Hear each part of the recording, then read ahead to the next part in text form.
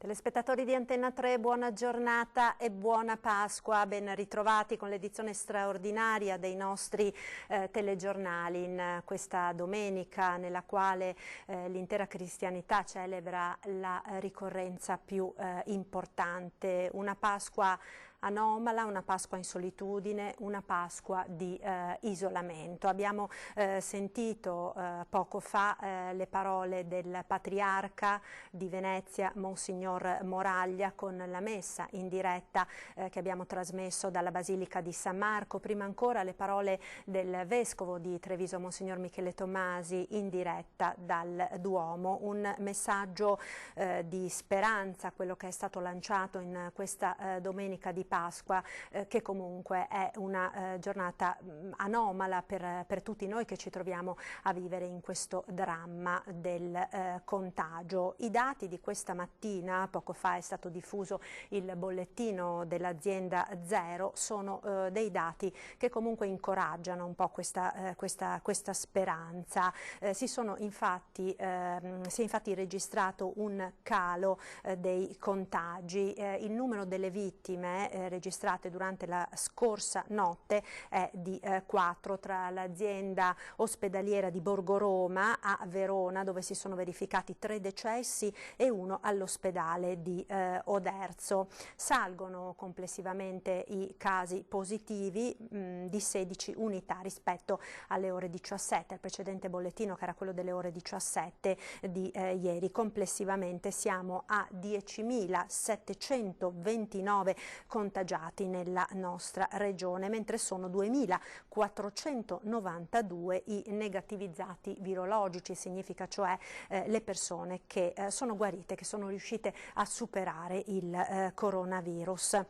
Molte le persone che sono ancora in isolamento domiciliare, 18.356, 245 in più rispetto a ieri sera, quindi sicuramente per tutte queste persone, come naturalmente per coloro che sono ricoverati in ospedale, sarà una giornata di solitudine, come del resto lo è per tutti i familiari in ansia per i propri cari con i quali non si può stare in contatto. Una buona notizia però arriva dagli ospedali del Veneto, perché prosegue il trend di discesa dei ricoverati. Sono 1.428 quelli ricoverati nei reparti di area non critica, quindi con una diminuzione di 17 pazienti, e 249 in terapia intensiva, meno 2 rispetto a ieri. I dimessi salgono a 1.641, più 90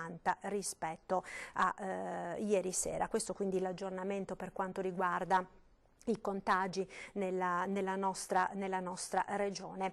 Una domenica di Pasqua anomala, dicevamo, una domenica di Pasqua per molte persone in solitudine, comunque magari con i propri parenti, ma non con quelli che non abitano presso la propria abitazione, presso il proprio domicilio, perché come lo sappiamo, insomma, ormai da oltre un mese non ci si può vedere, non si può uscire di casa. Una domenica di Pasqua nella quale il capo dello Stato Mattarella ha scritto un messaggio a Papa Francesco, un messaggio al Pontefice, dove dice: in questo tempo di profonda inquietudine vostra santità non ha fatto mancare a un'umanità sofferente la consolazione del suo paterno accompagnamento, il sollievo della sua concreta e generosa vicinanza, l'invito a compiere gesti di attenzione e di premura nei confronti di chi è nel bisogno sul piano affettivo, spirituale o materiale. Questo quindi il messaggio inviato al Papa dal Presidente della Repubblica Sergio Mattarella. Nel silenzio di Piazza San Pietro e della Basilica, vuota di popolo, scrive Mattarella, le cui immagini hanno toccato nell'intimo tutti noi, credenti e non credenti, particolarmente forte e risuonata l'eco del suo altissimo appello ad abbandonare ogni illusorio egoismo e a vivere appieno il messaggio pasquale percorrendo con coraggio le vie del servizio. Questo dunque è il messaggio del Presidente della Repubblica Mattarella riferito appunto alle parole di Giovanni Paolo II, parole che sono risuonate questa mattina in tutte le chiese della nostra regione, dicevamo appunto delle messe che abbiamo trasmesso in diretta, quella del Patriarca di Venezia e quella del Vescovo di Treviso. Ci colleghiamo quindi ora al telefono con Venezia, con il nostro Lorenzo Maier che ha seguito appunto la celebrazione del Patriarca. Pronto Lorenzo? Buona giornata e buona Pasqua a te. Buongiorno Marta, anche a voi buona Pasqua a te e allo studio e a tutti i nostri telespettatori. Ecco, allora hai seguito la messa del Patriarca, le parole di Monsignor Moraglia, un messaggio molto forte, quello che il Patriarca ha voluto lanciare in occasione di questa Domenica di Pasqua, sicuramente diversa dal solito, sicuramente non di festa per moltissime persone. Sì, dici bene Marta, il Patriarca oggi diciamo siamo un po' arrivati all'apice, al compimento di un percorso che Monsignor Moraglia ha tracciato in queste settimane per tutto il periodo di Quaresima. È stata veramente un'omelia molto bella, molto toccante, che ha chiuso il cerchio, diciamo così, di un ragionamento che il Patriarca ha voluto portare nelle case di tutti i veneziani e dei veneti. Allora, anzitutto ieri sera durante la grande veglia, la madre di tutte le veglie, il momento più toccante è stato certamente quando al canto del Gloria, dopo le prime letture della veglia, in Basilica San Marco si è visto che la Paradoro ha girato nel suo volto più splendente la sua copertura dorata, e questo è stato il segno della risurrezione dal buio che avvolgeva la Basilica fino a quando appunto la Paradoro ha ruotato su se stessa e ha annunciato la risurrezione in una Basilica completamente illuminata a giorno.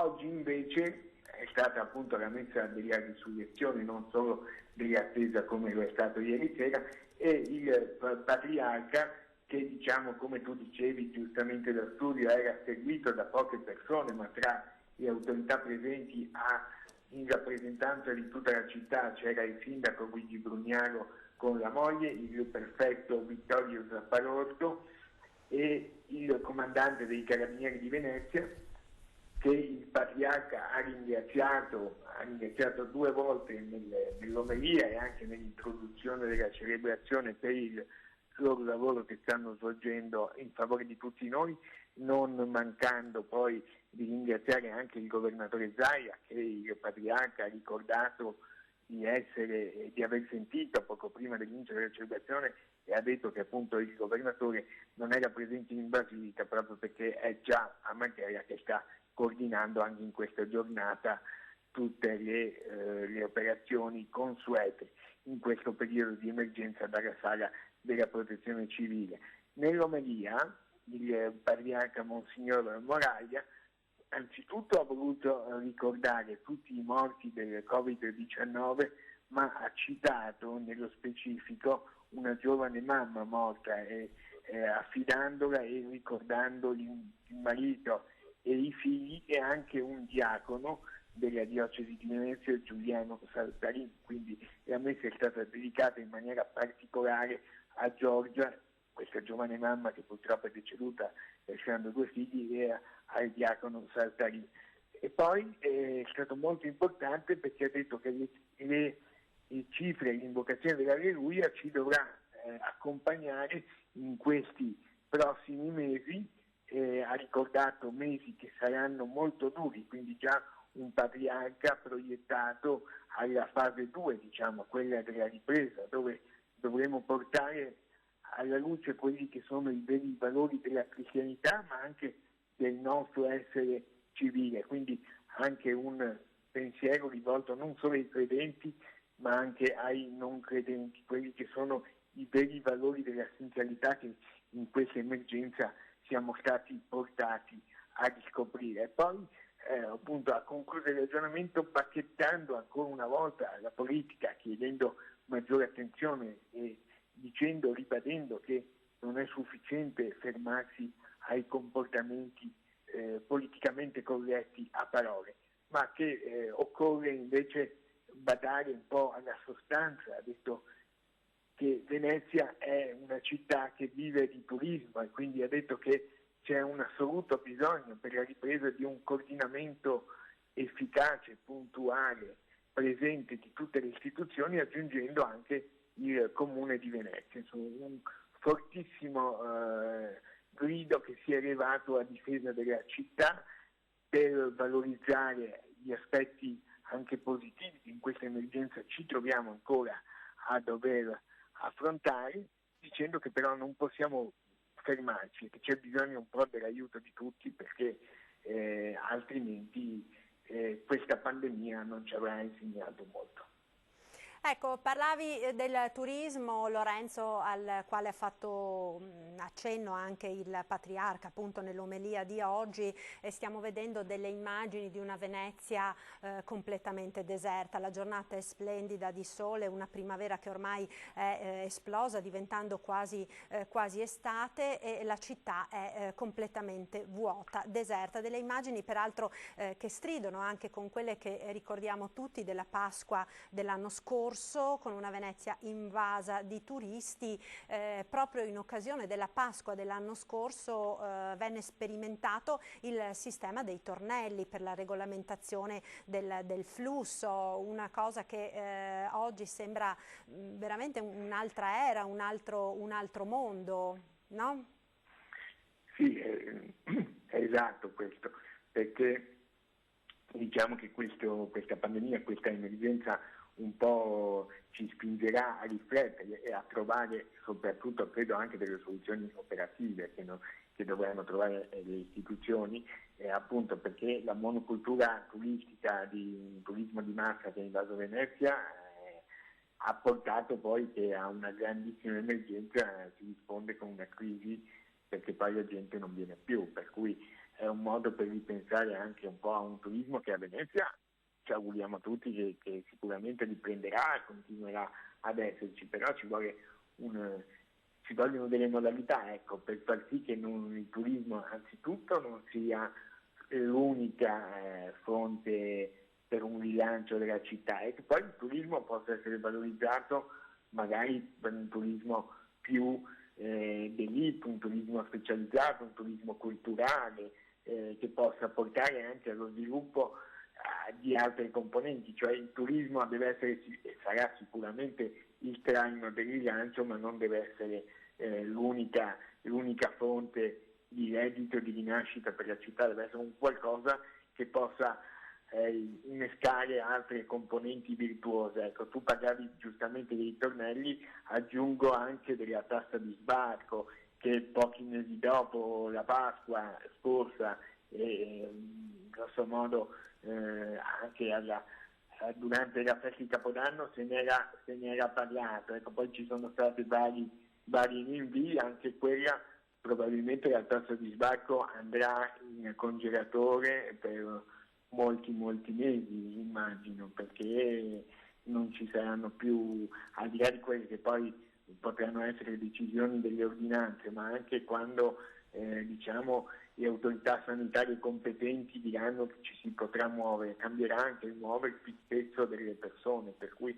tutto il settore del turismo dovrà cogliere l'occasione di questa pandemia un po' per ripensarsi, per trovare altre forme, perché comunque Venezia ha sempre dimostrato di saper trovare delle soluzioni anche quando le soluzioni non c'erano, per cui da una crisi poi possono anche nascere delle opportunità nuove da esplorare. Pensiamo per esempio oggi a quello che è diventato il commercio a domicilio. Ecco. Sicuramente, è quello che tutti si augurano comunque, che qualche positività si possa comunque ritrovare da questa situazione drammatica nella quale è piombata l'economia del territorio, a maggior ragione quella veneziana, perché insomma se stiamo vedendo come del resto ha detto lo stesso governatore Zaia, molte aziende abbiano già cominciato a ripartire, tant'è che appunto che ha sottolineato più volte come il lockdown nel nostro territorio non ci sia, e come poi da martedì, mercoledì della settimana entrante altre aziende riapriranno i battenti alla luce insomma delle nuove aperture che sono consentite dal DPCM. Pensiamo alle librerie, alle cartolibrerie, piuttosto che ai negozi di abbigliamento per bambini e di articoli per bambini,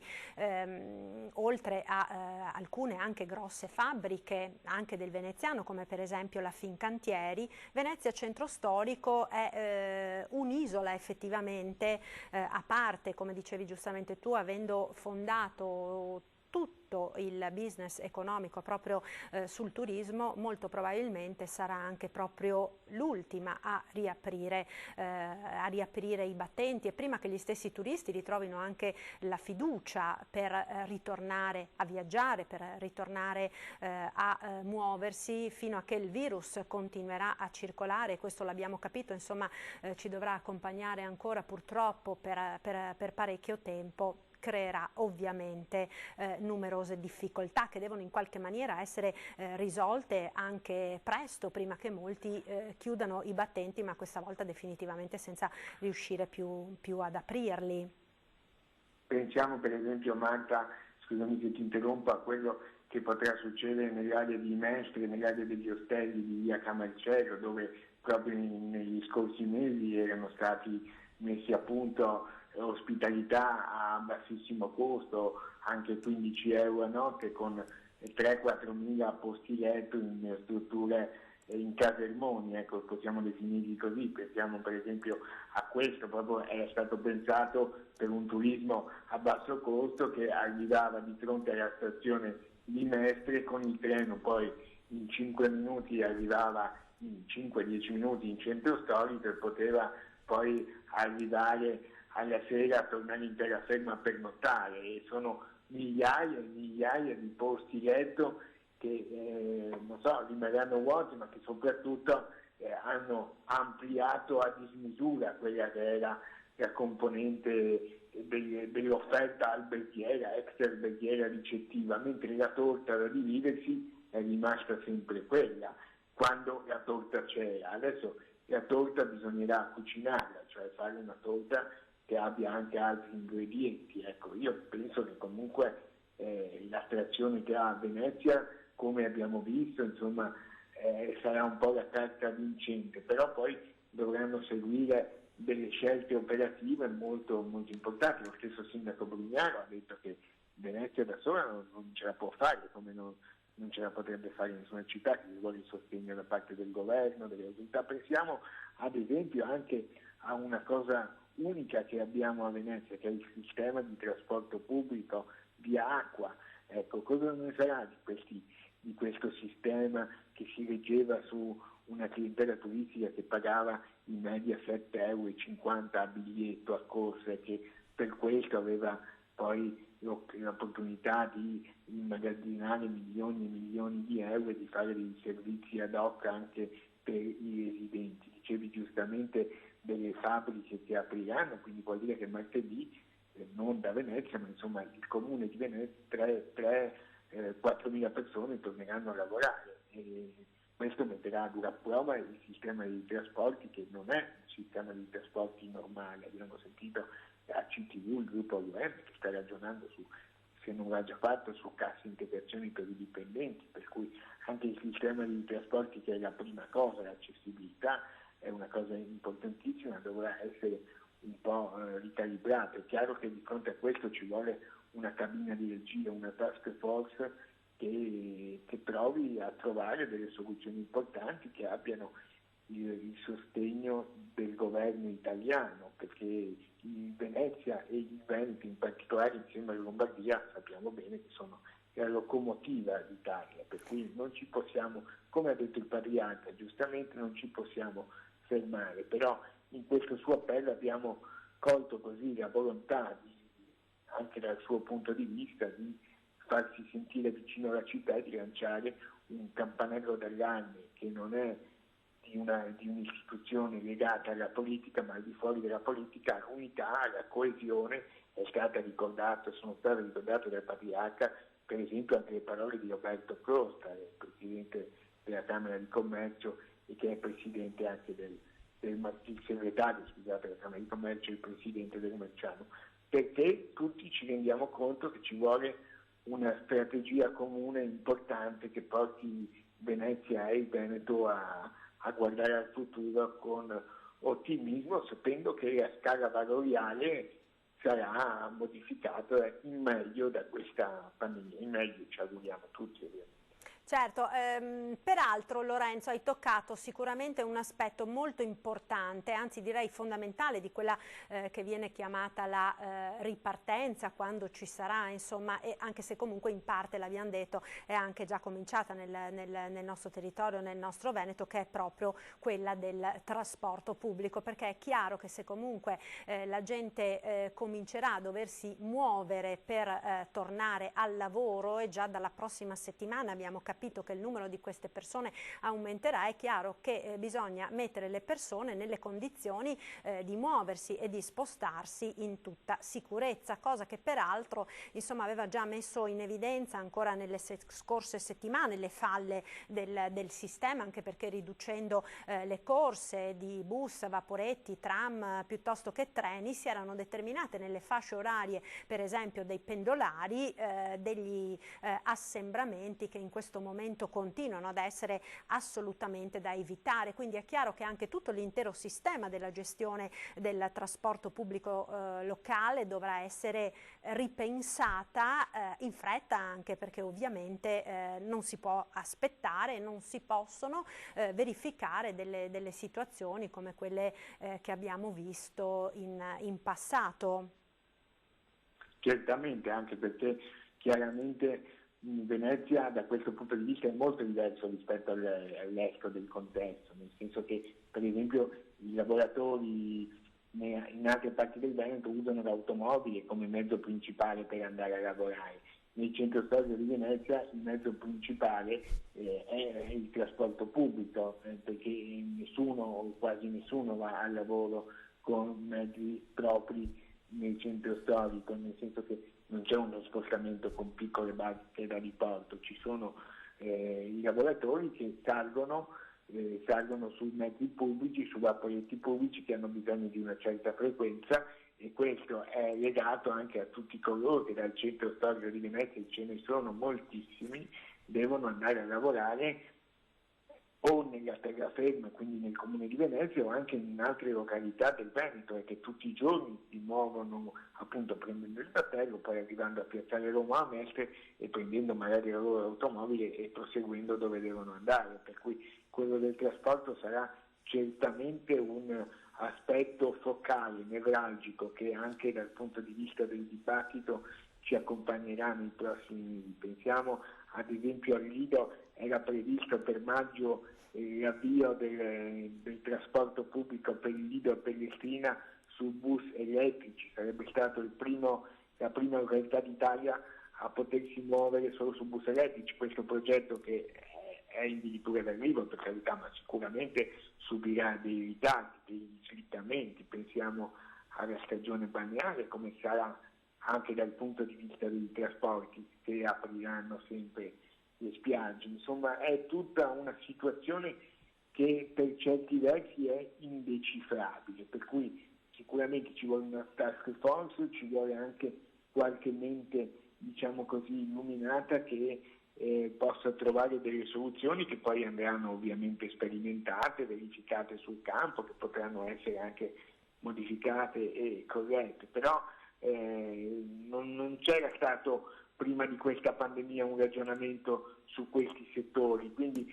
come per l'aspetto sanitario è stata pericolosa, è stata durissima ed è tuttora durissima la lotta al virus perché non c'erano paragoni con il passato, altrettanto per risalire la crisi economica sarà difficile perché andranno sperimentate delle soluzioni che poi si dovrà avere anche la pazienza, l'umiltà e la voglia di correggere e di modificare a secondo quelli che saranno i risultati che verranno messi sul campo. Pensiamo anche, per esempio, rispetto alla chiusura, il pericolo che ci potrebbe essere se poi si tornasse indietro dal punto di vista della crescita dei contagi. Ecco, ora la situazione certo, infatti è questo tornata... è il timore un po' di tutti, no Lorenzo, ovviamente, ed è proprio questo che ha indicato anche il governo, proprio a portare la massima cautela, la massima precauzione consigliato da tutta la comunità scientifica. Lorenzo, ti interrompo adesso perché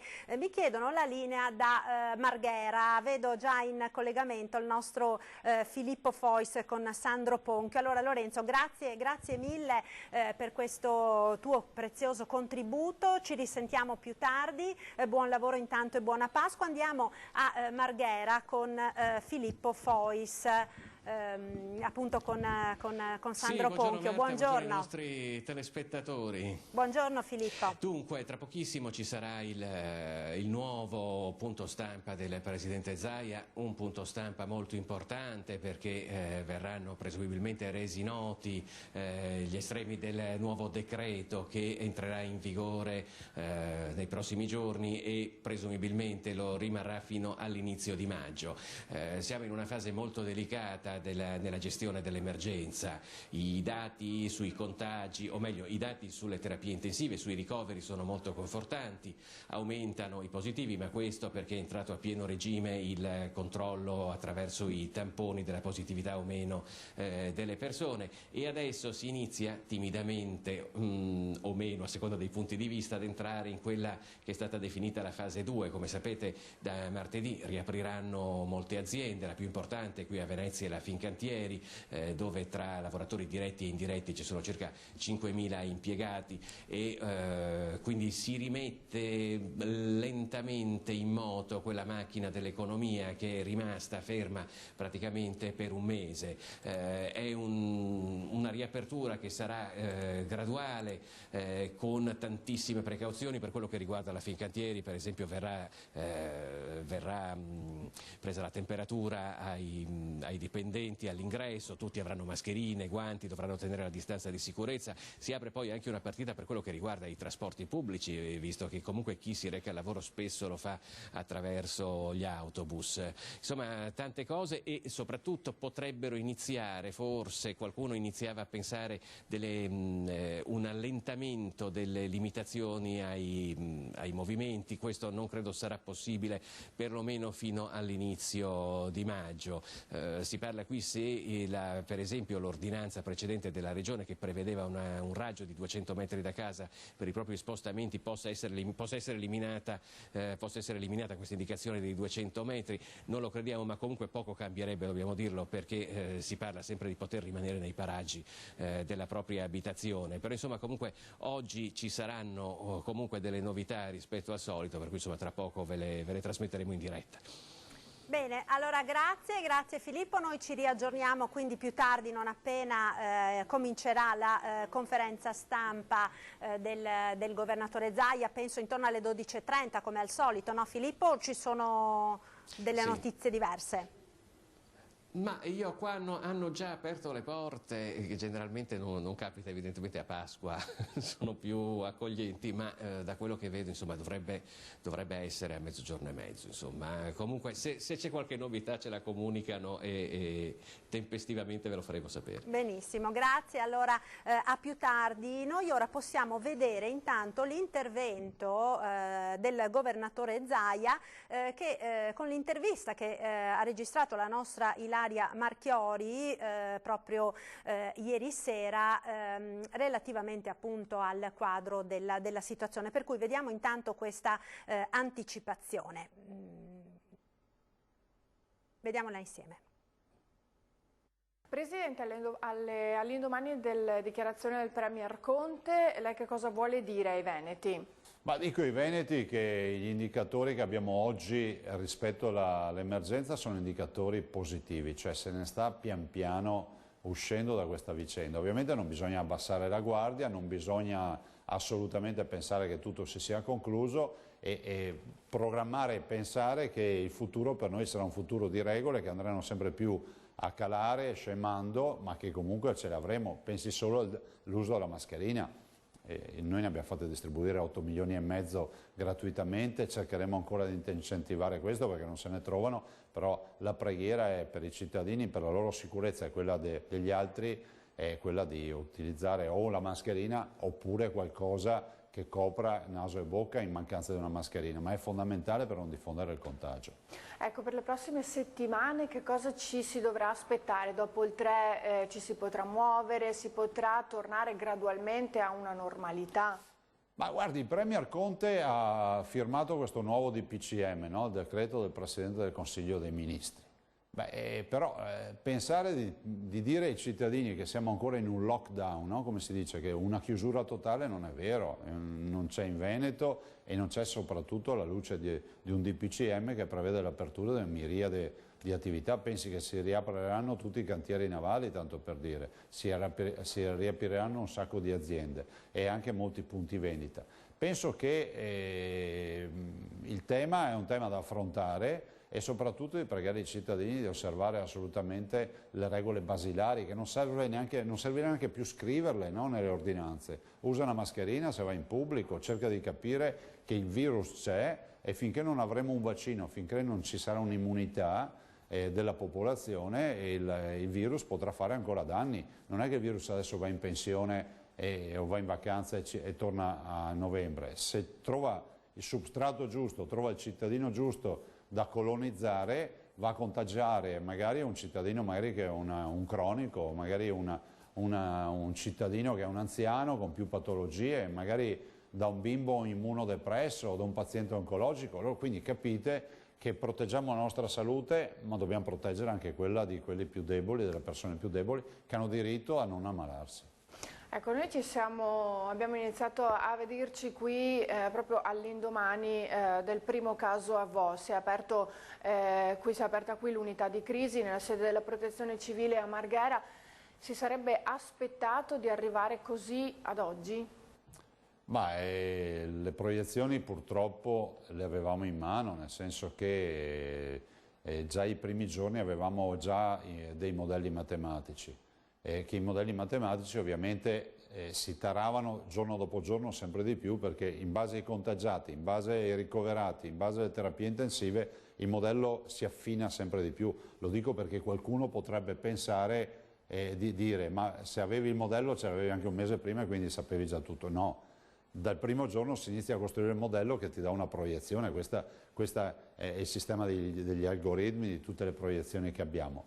E avevamo un modello matematico che si affinava sempre più penso la prima settimana, 10 giorni, che era terribile.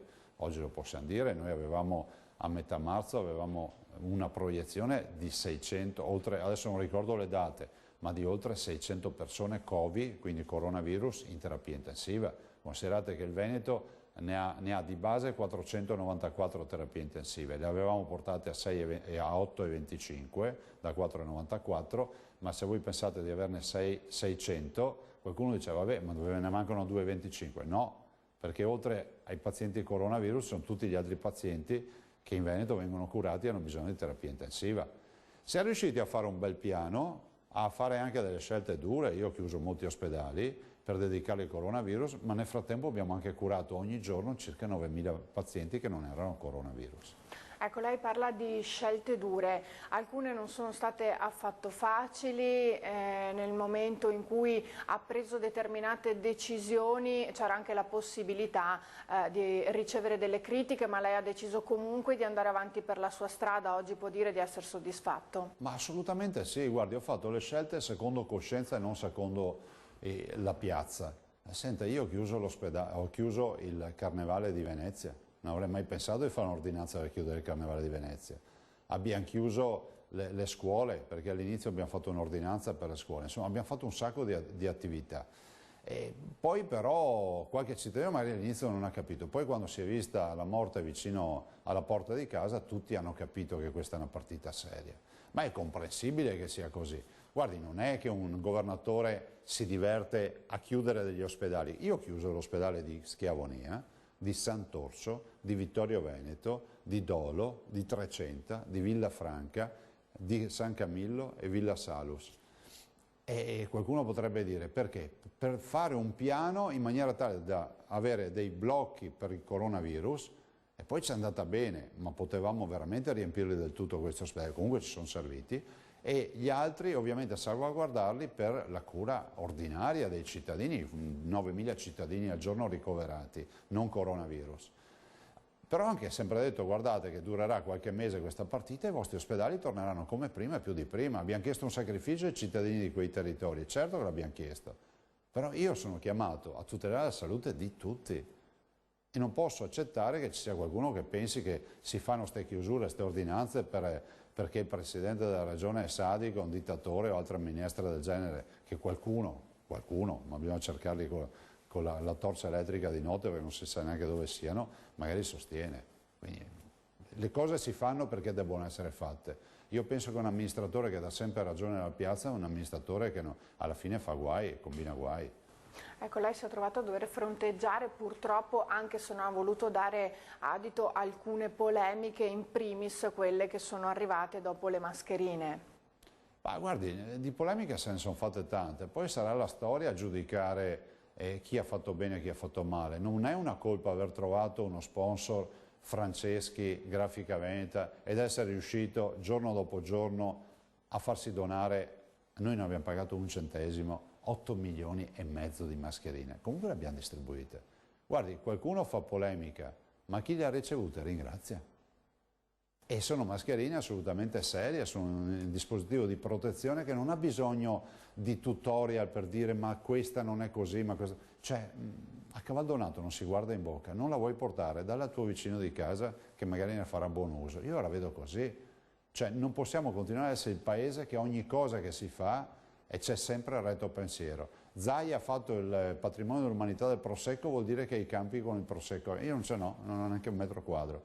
Allora, vuol dire che non si deve misurare gli altri col proprio metro. Se tu sei un disonesto e per principio ogni roba che fai la fai per guadagnarsi, non puoi pensare che tutti quelli che sono in giro facciano le attività, facciano le loro donazioni perché ci devono guadagnare, perché sennò non esisterebbe neanche più il volontariato. Ecco, la gestione della sanità in tutte queste settimane porta automaticamente a pensare a un tema molto caro alla nostra regione, ai Veneti, ovvero quello dell'autonomia. Quando questa emergenza sarà, insomma, si potrà dire in qualche modo conclusa o comunque arginata, o avremo imparato a conviverci, si ritornerà ad affrontare l'argomento con una forza in più. Ma guardi, mi lasci dire una cosa. Lo stress test noi per la sanità l'abbiamo avuto. Quante volte ho detto ai veneti, vedrete, lo dicevo qualcuno che si lamentava, no? Vedrete che quando toccherà ad avere una sanità buona capirete cosa c'è in Veneto. E le faccio un esempio, perché giustamente si parla degli operatori che sono i nostri veri eroi, però ogni tanto magari varrebbe la pena di anche ricordare la regione e le scelte che ha fatto. Noi siamo stati i primi ad averci inventato l'azienda zero. Quindi nella tragedia noi non avevamo 11 ULSS che compravano mascherine, guanti, calzari, camici e respiratori. Avevamo un'azienda unica perché noi siamo già organizzati così. Immagina la velocità. Noi siamo tra i pochi che sono riusciti a comprare 50 respiratori da terapia invasiva in Svizzera, ma perché noi abbiamo un blocco di acquisto che è una macchina da guerra. Siamo stati i primi in Italia ad avere la ricetta dematerializzata. Cosa significa? Vuol dire che nel coronavirus il medico ti sentiva al telefono, ipotesi tu non avevi, il paziente non aveva un problema di coronavirus, aveva un problema, che so, di mal di denti, il medico diceva prenditi questi farmaci e non dovevi e non devi in Veneto, come in altre regioni, andare dal medico, prenderti la ricetta, andare in farmacia, prenderti i farmaci. Ma in Veneto la ricetta dematerializzata te la trovi già sul banco della farmacia perché arriva in via digitale. Queste sono delle grandi rivoluzioni che noi abbiamo fatto. Siamo la regione che per prima ha istituito le terapie intensive in ogni provincia, altro aspetto che ci ha servito per il coronavirus. E ovviamente tutto questo per dire cosa? Per dire insomma che c'è una programmazione dietro. È una sanità che nonostante abbiano tentato di denigrarci mesi fa, ha gestito tutto con il pubblico, perché non esiste la sanità privata e il Veneto che ha consegnato ai privati. L'abbiamo dimostrato al coronavirus, me lo lasci dire. Purtroppo abbiamo dovuto dimostrarlo al coronavirus. Il 5% delle terapie intensive in Veneto è in mano ai privati, il 95% in mano al pubblico. Questa è la dimostrazione che non abbiamo dato nulla al pubblico. Presidente, il Veneto negli ultimi tempi è stato davvero, si potrebbe dire, sfortunato. Prima a livello di maltempo abbiamo avuto la tempesta Vaia, lo scorso novembre questa grande acqua alta a Venezia, ma poi anche le montagne nuovamente colpite, ora il coronavirus, eppure nonostante tutto si va avanti, non si perdono le speranze. Ma mai molar, no? Come si dice in Veneto. Penso che noi le abbiamo passate tutte, io sono commissario per 5 o 6 commissariamenti, cioè, ho fatto l'alluvione 2010, 1040 famiglie e imprese alluvionate, 235 comuni, ho fatto il terremoto, ho fatto la tromba d'aria di Dolo, cioè vorrei ricordare la Riviera del Brenta con la tromba d'aria, ha avuto addirittura una villa veneta rasa al suolo e tutte le partite, le diverse partite di alluvioni più o meno grandi che fossero, il tema di Vaia, 100.000 ettari di bosco rasi al suolo, il tema dell'acqua alta ultimo, come lei ricordava, e poi questo. Allora io dico che dopo la pioggia viene il sereno, adesso ci aspetta solo bel tempo, io spero che sia finita qui, abbiamo chiuso i nostri 7 anni di vacche magre, li abbiamo fatti, adesso speriamo che ci vengano quelli di vacche grasse, come si dice, no? Nel senso che penso che non andremo avanti all'infinito con tutte queste tragedie e da coronavirus ne verremo sicuramente fuori. Queste ultime settimane lei personalmente come le ha vissute? Perché non è solamente il Presidente della Regione, ma è anche una persona, quindi sarà stato difficile anche da quel punto di vista. Ma guardi, le dico la verità, una roba personale, che se riuscissi a dormire di più le avrei vissute meglio.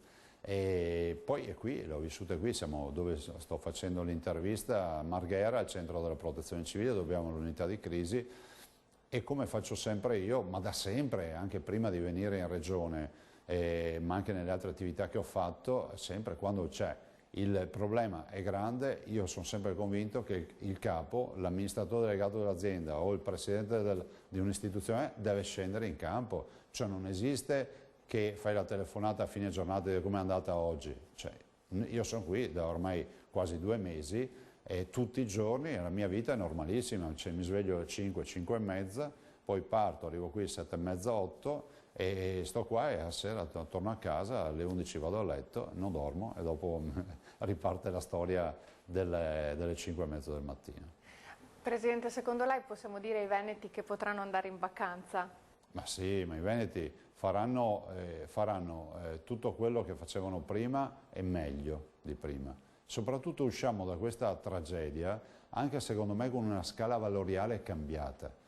E abbiamo anche apprezzato le piccole cose, pensi solo alla stretta di mano, oggi non ci diamo più una stretta di mano e quante volte l'abbiamo data la stretta di mano senza pensarci che davamo una stretta di mano, la libertà, l'aria all'aperto da respirare, l'acqua, cioè, ci sono molti aspetti che oggi noi valorizziamo ancora di più, lo stare ad esempio in compagnia con gli amici, le relazioni tra le persone. Quante persone conoscevano il vicino di casa dello stesso pianerottolo nel condominio? Pochi.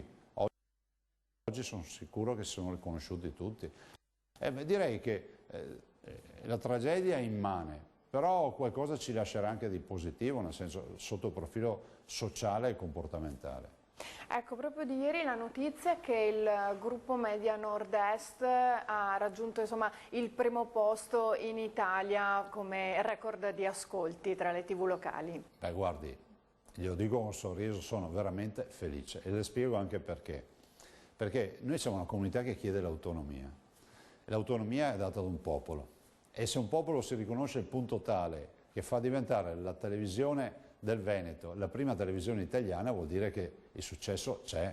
E dall'altro faccio i miei complimenti all'editore, all'ingegnere Iannakopoulos e al dottore Filippo Iannakopoulos, per quello che hanno fatto, perché io non posso non ricordare, come tutti i veneti, che sono partiti da un appartamentino, e pensare che oggi la prima televisione in Italia tra le private è la nostra televisione Antena 3 in Veneto, Antena 3 Rete Veneta, insomma il network che conosciamo, ci fa ben sperare, e spero che questo sia anche un merito che debba essere condiviso e un successo con tutti i veneti, perché poi ho visto i numeri che mi avete comunicato, e i numeri sono numeri elevatissimi, e quindi vuol dire che abbiamo una televisione che ha fatto informazione, che ha fatto informazione civica, protezione civile, e questo penso che sia un premio meritatissimo, perché poi l'investimento di fare le dirette durante le tragedie, e voi siete sempre stati presenti con Vaia, con la partita dell'alluvione, io posso solo ricordare questo. Se un giorno qualcuno mi chiedesse di parlare di voi, penserei proprio a questo, al fatto che quando c'è un problema in Veneto voi ci siete. Ecco, questa dunque l'intervista al Presidente della Regione Veneto Luca Zaia. Noi ora ci fermiamo per pochissimi istanti di pubblicità, subito dopo ci colleghiamo in diretta Skype con il sottosegretario al Ministero degli Interni Achille Variati. Linea alla regia, dunque pubblicità, a tra poco.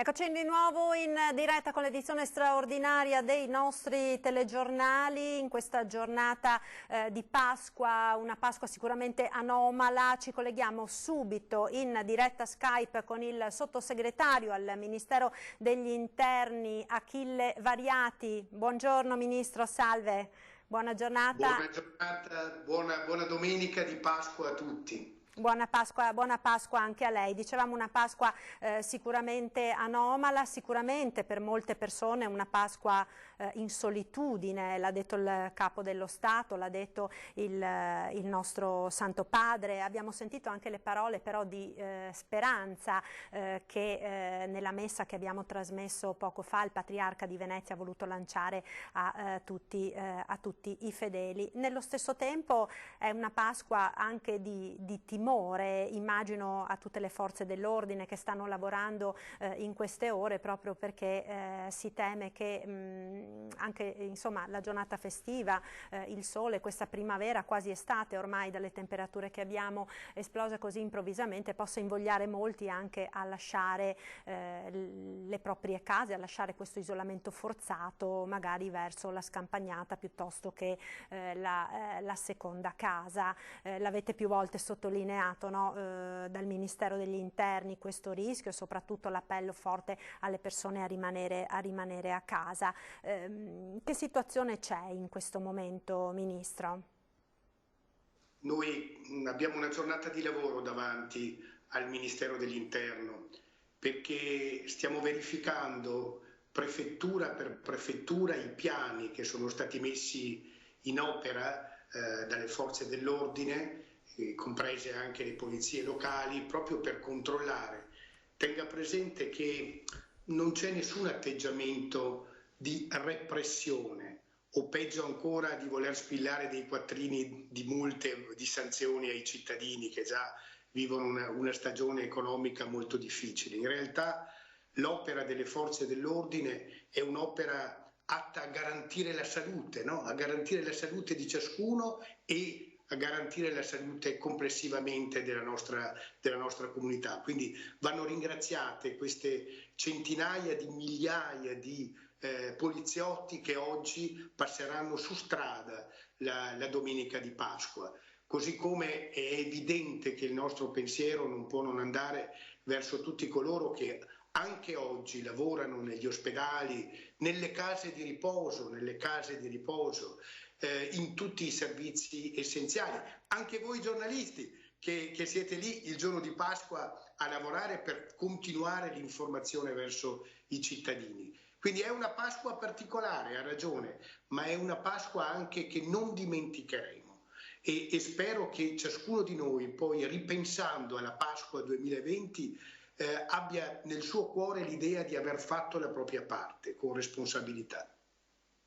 Ecco, si parla anche di ripartenza, di questa fase 2 che se a livello nazionale diciamo è rimandata ai primi di maggio, nel nostro territorio per alcuni aspetti in parte è già cominciata, in parte con la prossima settimana e la riapertura anche di alcune aziende, alcune peraltro molto grosse come ad esempio Fincantieri, comincerà insomma in qualche maniera a ripartire. In molti hanno sottolineato comunque la necessità di ripartire in sicurezza, altrimenti veramente rischiamo grosso, rischiamo di vanificare tutti gli sforzi che sono stati fatti fino a questo momento.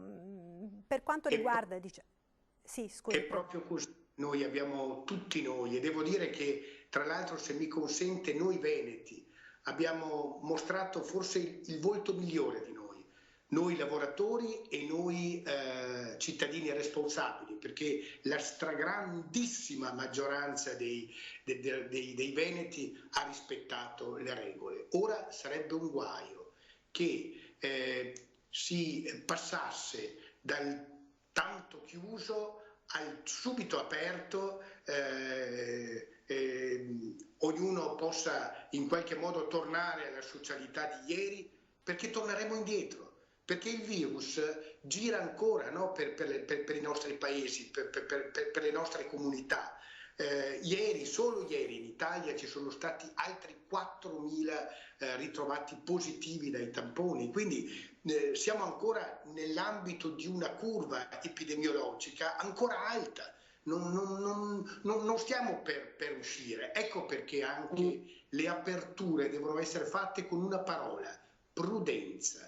Devono essere assicurate la sanità assoluta dei luoghi di lavoro, del trasporto pubblico locale, in modo da garantire che gli operai, i professionisti, gli impiegati che torneranno a lavorare via via tornino in sicurezza, senza che ci sia un ritorno dell'infezione. Perché a quel punto, veda, io credo che siccome prima lodavano i veneti, perché in qualche modo abbiamo ottemperato agli obblighi, perché abbiamo creduto nelle autorità nazionali e regionali. Ma se le stesse autorità nazionali e regionali dovessero darci un'indicazione sbagliata e dovessimo tornare indietro, salterebbe anche questo rapporto di fiducia che è stato fondamentale finora. Quindi cauti, cominceremo le riaperture, ma con prudenza. Ecco, non possiamo permetterci di sbagliare in questo momento, no, sottosegretario, perché veramente siamo in una fase delicatissima. Peraltro lei citava proprio poco fa il numero dei contagiati, non dimentichiamo quello ancora dei decessi, sono oltre 600 quelli registrati nelle ultime 24 ore, quindi stiamo parlando di numeri ancora veramente molto importanti e molto pesanti. È proprio così. E io prima ricordavo anche le case di riposo, perché temo che l'onda sulle case di riposo, l'apice diciamo, mentre è tutto sotto controllo negli ospedali, l'apice nelle case di riposo debba ancora avvenire. Quindi siamo in un momento estremamente critico e dove qui, mi scusi, anche gli stessi termini dell'autonomia, che a noi tanto piace, non è che contano granché, perché qui dobbiamo agire in un'ottica di sistema, per cui i territori possono anche avere delle regole un po' particolari, perché la curva epidemiologica in Veneto non è quella che è in Lombardia e non è quella che è in Sicilia, però alcune regole basi devono muoversi in un'ottica nazionale, anzi in un'ottica europea, per la verità, ormai. Sicuramente, proprio dall'Europa arriva anche un appello, leggevo poco fa un'agenzia dove la van der Leyen diceva sostanzialmente sarebbe bene che gli anziani venissero addirittura messi in quarantena in tutta Europa sino alla fine dell'anno. C'è chi parla anche di limitazioni di età per quanto riguarda i lavoratori che potranno tornare al lavoro, c'è chi diceva gli over 55 è meglio che in questa fase non rientrino al lavoro, restino a casa. Si sta ragionando anche in questi termini, Ministro? Guardi, a Roma ci siamo fatti accompagnare per i divieti non dalle chiacchiere della politica, ma da scienziati di livello internazionale che hanno, come dire, accompagnato il governo via via da decreto dopo decreto in tutta l'attività di divieti che c'è stata. E ora il governo si è dotato di una task force di grandissimo rilievo internazionale, con dei manager riconosciuti a livello mondiale, che ci aiutino a stabilire delle regole di riapertura innanzitutto delle fabbriche, del manifatturiero, delle attività artigianali, per poi anzi ovviamente arrivare a tutto il commerciale. Quindi qualità, attenzione, rigore, queste sono le parole che ci stanno accompagnando a Roma e penso anche a Venezia. Ecco, grande prudenza, grande rigore, sicuramente da parte di molte categorie economiche, però c'è anche grandissima preoccupazione, proprio perché ovviamente un mese di chiusura quasi totale, insomma, e la mancanza di introiti da parte di tante aziende, se magari quelle più strutturate riescono in qualche maniera a reggere, soprattutto le piccole e le piccolissime, piuttosto che le partite IVA, ne abbiamo già parlato noi in passato, si trovano in grossa difficoltà, tant'è che da più parti c'è un allarme, insomma, per quella che potrebbe essere anche la tenuta sociale del nostro paese, e il Viminale sta tenendo l'attenzione, mi pare, molto alta proprio su questo, come sul rischio anche di infiltrazioni mafiose anche nel nostro territorio del nord, anche nel nostro Veneto. È proprio così, perché laddove le aziende hanno necessità di liquidità, se non arriva lo Stato ad aiutare, come abbiamo stabilito di fare, e alle aziende devono essere assicurate delle liquidità per fare i pagamenti, per non interrompere un meccanismo di produzione e di mercato, laddove ci fossero ritardi potrebbe arrivare la mafia. È sempre stato così. La mafia tenta di prendersi l'imprenditore dicendo: ecco, i soldi te li do io, ma quello è l'inizio della fine per quell'azienda. Mai la mafia ha creato un posto di lavoro in più. Quindi certo, l'attenzione anche dal punto di vista della tenuta sociale, lei diceva, e ha ragione, perché noi da questa disgraziata avventura usciremo, c'è poco da dire, non imbrogliamoci con le parole, usciremo più poveri. Usciremo più poveri, perché non sarà semplice poi tornare alla produzione ai livelli che conoscevamo. Bisognerà riprenderla un po' alla volta e ci sarà una categoria di lavoratori, penso in particolare alle partite IVA, penso ai lavoratori che non possono godere dei cosiddetti ammortizzatori sociali come la cassa integrazione che sostituisce, no, lo stipendio. Questi potranno avere mesi difficili e il governo, per quanto riuscirà, sarà vicino. Stiamo mettendo in piedi un cosiddetto reddito di emergenza.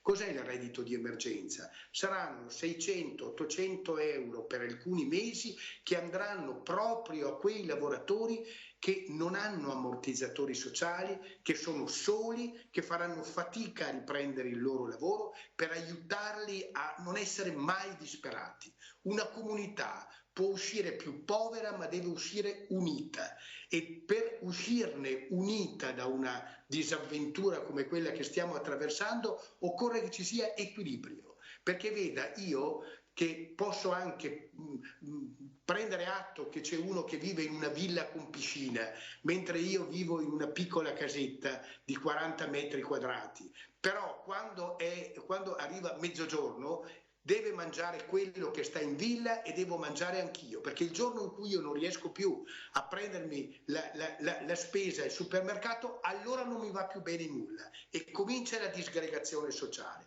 Noi stiamo lavorando perché questo non succeda e se mi consente, lei prima ricordava la Presidente della Commissione europea che ha anche lei detto alcune cose sugli anziani, è bene che gli anziani rimangano in casa. Io penso che lei debba fare una cosa importante, cercare di convincere gli stati, i governi, che sono quelli che contano in Europa, tutti gli altri fanno chiacchiere, il Consiglio dei Ministri, ma lei è la Commissione, lei è la Presidente della Commissione Europea, una figura molto autorevole, lei deve fare in modo che all'Italia e agli altri paesi europei fortemente colpiti dalla crisi economica arrivino quegli aiuti che abbiamo chiesto. La settimana prossima sarà una settimana decisiva, perché se l'Europa non riuscirà a garantire con strumenti nuovi l'aiuto verso la parte, diciamo, degli europei più colpita e dovesse nascere anche lì una contrapposizione tra gli europei del nord e gli europei del sud, sarebbe la fine dell'Europa e sarebbero anni difficili anche per l'Italia. Quindi ognuno faccia la sua parte. Ecco, non c'è dubbio su questo. Velocissima un'ultima domanda. È chiaro, Ministro, che in questo momento, in questa situazione che lei ha chiaramente delineato, il fattore tempo diventa fondamentale. Bisogna fare presto, perché magari anche questi aiuti, se dovessero giungere tardivi, forse potrebbero non bastare, non essere sufficienti. E questo stanno chiedendo a gran voce molte categorie, molti lavoratori, molte imprese. Purtroppo i fronti su cui dobbiamo combattere questa battaglia non sono solo il fronte della sanità, dell'epidemia, non è nemmeno solo il fronte dell'economia, della ripartenza, è anche il fronte di quella maledetta burocrazia, di quei sistemi complicati per i quali una volta presa la decisione, affinché quella decisione si trasferisca in cose concrete, ad esempio far accreditare quei 600 euro delle partite IVA nei conti correnti di questi cittadini o i 1.400 euro di anticipo delle banche al lavoratore in cassa integrazione guadagni, ecco, il tempo che passa dal momento in cui si prende una decisione a livello nazionale, a livello di governo, al momento in cui i soldi si riescono a vedere nei conti correnti, sta passando troppo tempo e purtroppo l'Italia ha pochi elementi di efficienza, anche le banche non sono efficienti. Ci hanno garantito che l'INPS riuscirà a liquidare i 600 euro delle partite IVA già la settimana prossima e nel giro di pochi giorni dovrebbero arrivare anche gli anticipi della cassa integrazione guadagni. Io spero che questo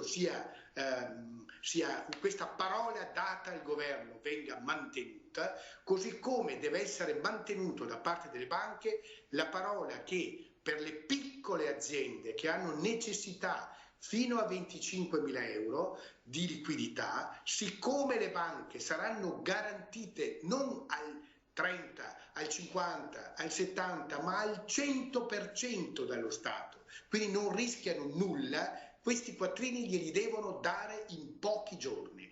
E anche questo è un fronte di battaglia contro la burocrazia che dobbiamo vincere.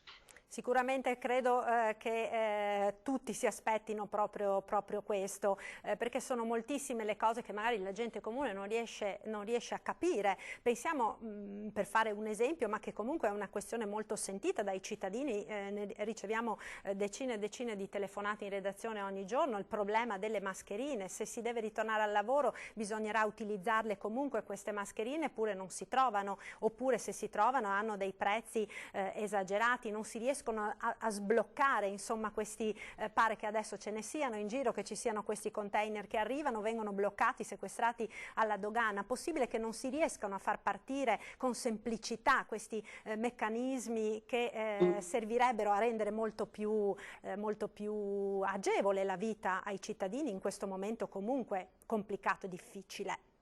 Guardi, io ho fatto il sindaco per tanti anni e nel tempo in cui ho fatto il sindaco, anche in elementi di emergenza come l'alluvione della mia città di Vicenza, ho sempre detto la verità ai cittadini e quindi non mi sottraggo nemmeno su questa parola, su questa domanda delicata, ma queste mascherine dove sono? È vero che sono bloccate alle dogane?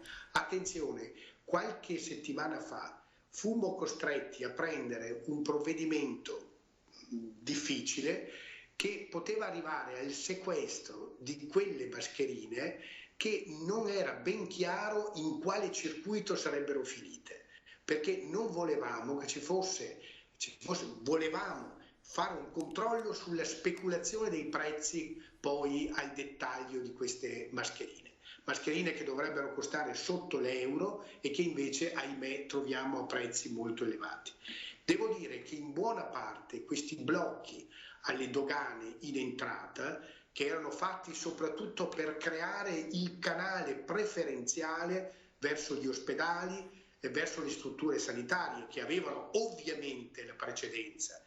Ora la produzione italiana ormai è attorno, la distribuzione da parte italiana, da parte della protezione civile, è di circa 4 milioni di mascherine al giorno. Ora, che si aggiungono alle mascherine che le stesse aziende, con un accordo fatto tra Confindustria e il commissariato centrale, con quell'accordo verranno sbloccati i bancali di mascherine diretti alle fabbriche, diretti ai comuni, diretti a tutte le strutture pubbliche e anche ormai all'andamento, diciamo, commerciale libero italiano, su cui però, attenzione, sta vegliando e potremo toccare con mano presto i frutti la Guardia di Finanza, perché è inammissibile, inaccettabile che una mascherina comprata a euro X venga venduta a 3 volte X, 4 volte X, a volte 7 volte X. Questo non va bene e puniremo questi vergognosi speculatori sulla salute dei cittadini. Grazie, io la ringrazio sottosegretario per questo prezioso contributo alla nostra diretta, grazie quindi e buona Pasqua anche a lei.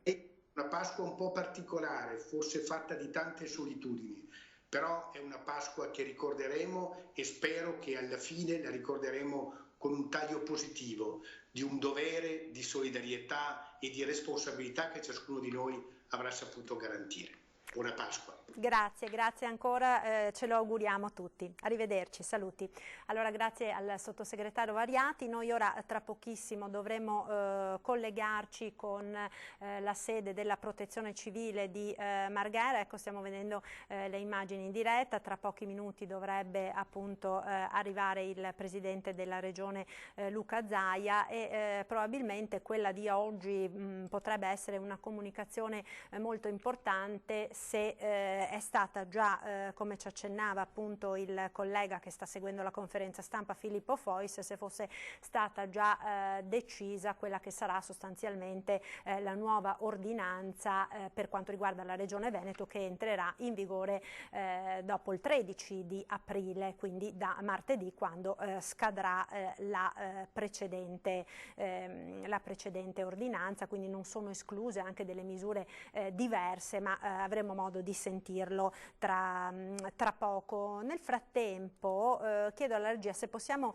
mandare un video di auguri molto particolare, molto toccante, che è stato realizzato dal parroco di Castellavazzo nel Bellunese, Don Alessio Strapazzon, che appunto è andato proprio a lavorare in un reparto Covid dell'ospedale di Belluno. Sentiamo questo suo videomessaggio.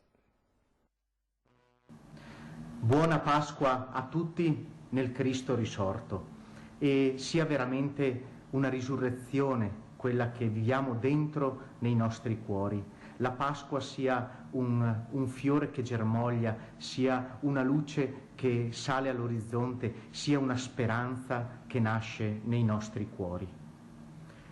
Il saluto profondo va a tutti coloro che sono ricoverati nei nostri ospedali, alle loro famiglie, a tutti coloro che negli ospedali e sul territorio lavorano siano essi personale dipendente o volontari. Grazie perché state dando il cuore, state dando un dono grande a tutte le nostre comunità. Un saluto a tutti coloro che in questo tempo hanno avuto dei lutti a casa. Vi ricordiamo e la nostra preghiera affida i vostri cari al Signore. Grazie per tutto quello che nelle nostre comunità viene fatto per coloro che sono i più poveri, per coloro che sono i sofferenti. Grazie per tanta preghiera che sale in questo momento sia negli ospedali che nelle comunità della nostra provincia.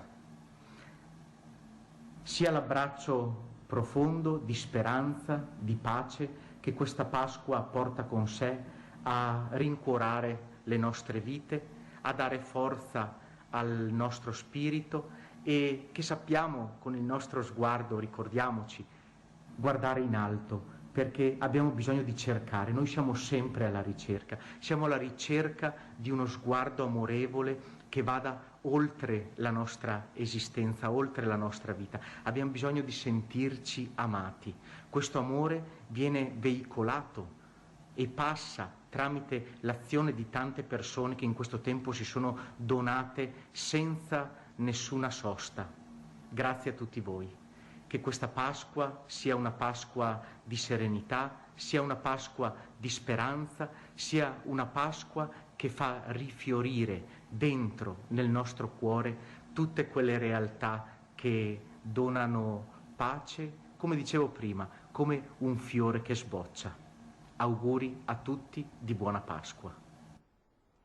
Ecco, queste le avete sentite, sono le parole di Don Alessio Strapazzon, parroco di Castellavazzo nel Bellunese, Longarone, che proprio in questi giorni così difficili e così complicati è andato a lavorare nel reparto Covid dell'ospedale di Belluno. Delle parole quindi toccanti e molto significative da chi sta vivendo proprio in prima persona la difficile situazione che si vive negli ospedali del nostro territorio. C'è anche un aggiornamento per quanto riguarda le misure prese relativamente alla mobilità nel nostro paese, perché proprio pochi minuti fa la Ministra alle Infrastrutture e ai Trasporti Paola De Micheli ha firmato di concreto con il Ministro alla Salute Speranza un decreto che prolunga fino al 3 di maggio l'efficacia di alcune misure finalizzate ad una forte limitazione della mobilità delle persone sul territorio italiano e del trasporto dei passeggeri attraverso i diversi vettori e armatori per far fronte appunto all'emergenza coronavirus e contrastare la diffusione della malattia. Le limitazioni riguardano il settore del trasporto aereo, ferroviario, automobilistico e marittimo, e anche questa, l'abbiamo detto proprio in apertura di questa edizione, è sicuramente una questione estremamente importante, anche perché chiaramente se ci sarà un aumento delle aperture delle attività economiche, ci riferiamo in particolare appunto a quelle del nostro territorio che già a partire da martedì, seppur con tutte le limitazioni che abbiamo detto, potranno comunque in qualche maniera ricominciare a lavorare mettendo in circolazione migliaia di persone, migliaia di lavoratori. È chiaro naturalmente che dovranno esserci anche dei sistemi di trasporto in grado ovviamente di supportare i lavoratori. Anche questo ovviamente fa parte della sicurezza ed è quindi un aspetto molto importante. Allora, in particolare, ecco, c'è la nota esplicativa proprio riguardo a questo provvedimento del Ministero dei Trasporti. Nel settore aereo sono assicurati esclusivamente i servizi minimi essenziali e l'operatività è limitata agli aeroporti di Ancona, Bari, Bologna, Cagliari, Catania, Canova, Lamezia Terme, Lampedusa, Milano, Malpensa, Napoli, Palermo, Pantelleria, Pescara, Fiumicino, Venezia, Tessera. Ecco, è arrivato il governatore Zaia, sentiamo quindi la conferenza stampa. Anche a tutti i ragazzi, è giusto, quindi grazie a tutti per essere presenti. È giusto che insomma i veneti vedano anche nei social, nella diretta, che sono i pionieri, noi giornalisti che sono sempre qua e che siete parte di questa storia, nostro, vostro, malgrado, insomma, magari avremmo voluto occuparci di altre vicende, però insomma devo riconoscere che fate parte della squadra veneta in questa emergenza. Allora, per andare veloci, anche perché mi rendo conto, salutiamo anche Chiara, ho avuto un sacco di messaggi dicendo devi andare più piano perché Chiara non ce la fa, perché io non la vedo e mette agitazione se no. Boh. Tamponi 200.000, ormai siamo a 200.000 tamponi. Vi devo dire che ho incontrato il professor Crisanti, la macchina funziona, mi ha messaggiato anche ieri sera, quindi siamo a pieno regime, quindi adesso si spingerà molto di più. 18.000 persone, 18.356 persone sono in isolamento, delle quali 14.077 sono positive. Vi ripeto che il dato dei positivi è un falso indicatore, perché qualcuno dice ma aumentano i positivi, non è un indicatore perché sono i tamponi che abbiamo in magazzino e sono tamponi che facciamo. Chi non ha positivi vuol dire che non fa tamponi. Peraltro voglio anche ricordarvi, e immagino che l'assessore Lanzarini avrà i dati per martedì, avremo finito tutti i tamponi tra gli operatori e anche le case di riposo, sì, ma anche nella sanità, e già abbiamo un primo indicatore che mediamente i medici contagiati sui circa 10.000 medici che abbiamo sono l'1,3%, quindi un dato assolutamente che dimostra che le protezioni e le attenzioni da parte dei medici ci sono state. I ricoverati sono 1.677, vedete che stanno calando i ricoverati, stanno calando vistosamente, e di cui in terapia intensiva sono 249, che non sono pochi, 249 Covid, coronavirus in terapia intensiva sono per noi molti. I dimessi sono 1.691 e sostanzialmente ormai siamo a 8 giorni, se non 9, nei quali il numero dei dimessi supera il numero dei ricoverati quotidianamente. I morti sono 759, questa è la nota dolente, ai quali si aggiungono quelli fuori dagli ospedali, quindi abbiamo passato gli 800. E sono morti, ovviamente noi censiamo come morto da coronavirus tutti coloro che comunque sono positivi al tampone e hanno perso la vita causa anche del coronavirus o per il coronavirus. I nati questa notte sono stati 75 nelle ultime ore. Brevi considerazioni prima di passare a un aspetto forse un po' più ludico. La tragedia, l'emergenza non è conclusa. Io domani firmerò un'ordinanza che stiamo scrivendo, abbiamo fatto anche stamattina dei ragionamenti sull'ordinanza. Abbiamo ancora dei punti da chiarire di natura giuridica. Voglio ricordarvi che l'apertura delle imprese non compete alla Regione, non è uno scaricabarile, dico che non compete, lo dico perché è giusto chiarire questo aspetto, perché tanti mi chiedono ma quali imprese aprirà martedì mattina? La Regione non può aprire nessuna impresa e non può aprire le scuole. E penso che sarà fondamentale fare molto affidamento sul senso di responsabilità dei veneti.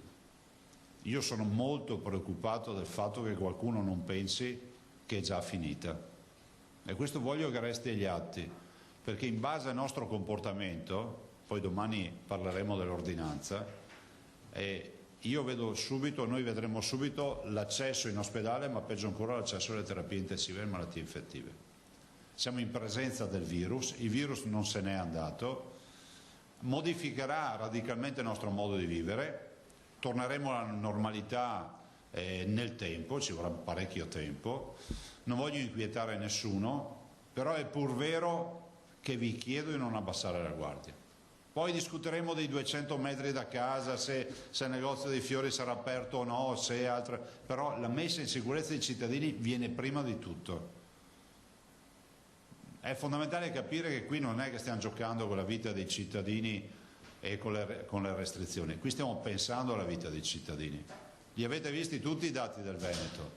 Se abbiamo questi dati è perché c'è una macchina della sanità che funziona, e non smetterò mai di ringraziare tutti gli operatori, il volontariato, ma c'è anche un popolo che risponde, perché io onestamente, se qualcuno me lo chiedesse, tanti anche giornali stranieri ce lo chiedono, lo sapete, siamo diventati un case history, no? Un caso da studiare, dico sempre, se i veneti non avessero rispettato le regole noi non saremmo qui con questi bilanci, ma con bilanci molto peggiori.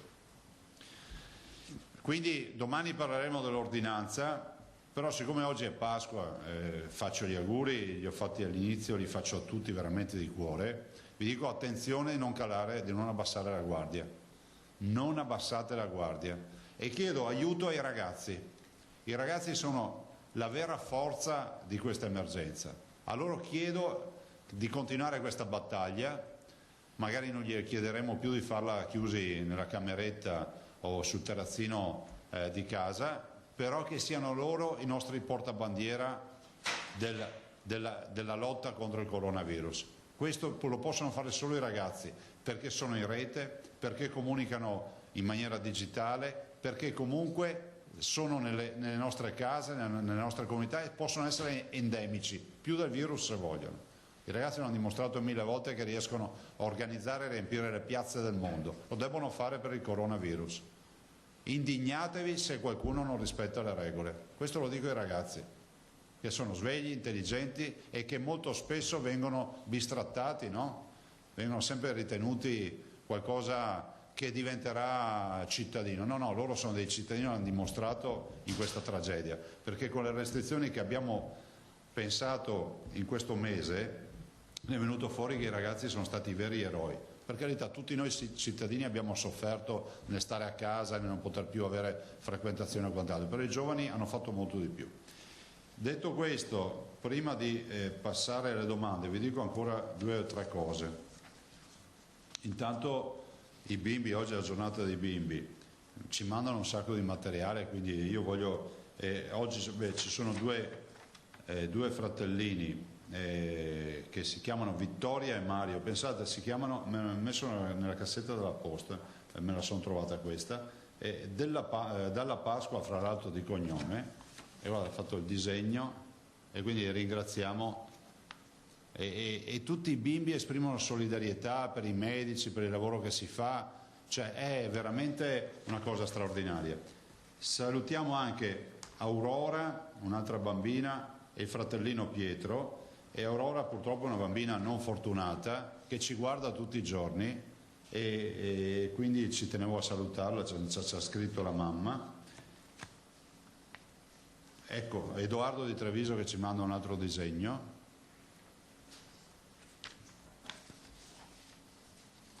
E poi anche Sofia ed Anna, ed ho finito, evito oggi di leggere tutte le lettere.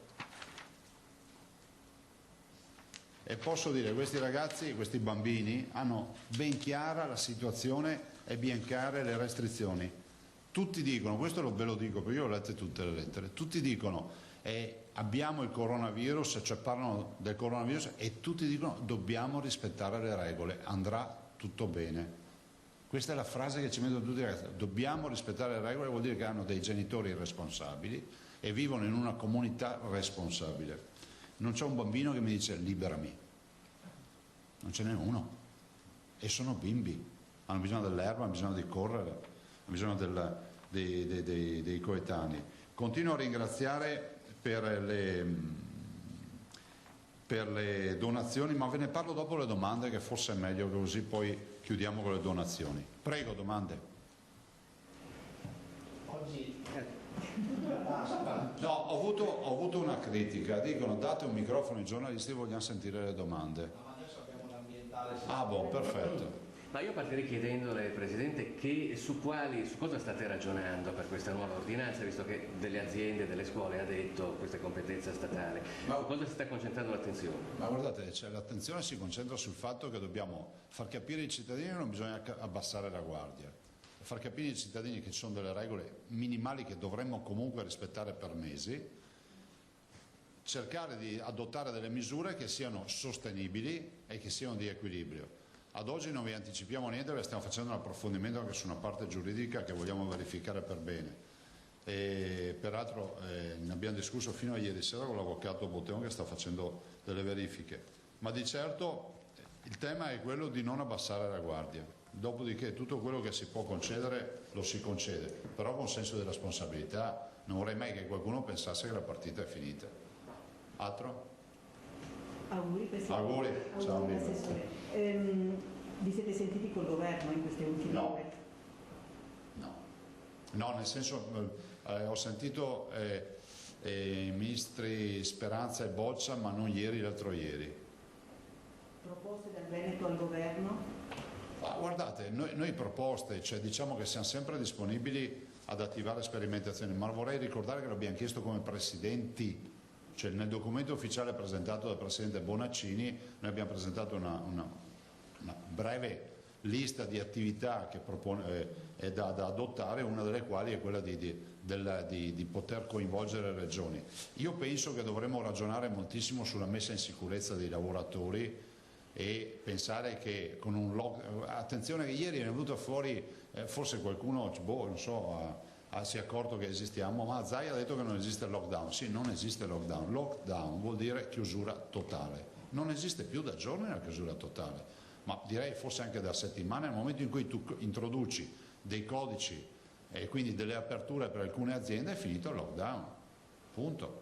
E certo è che dobbiamo fare in modo che i lavoratori siano assolutamente protetti, ma io non ho trovato imprenditori che non siano disponibili a questo. Quindi varrebbe la pena forse di approfondire questo tema dei protocolli per aprire le aziende. Come lo vede il 14 aprile? Come se lo immagina?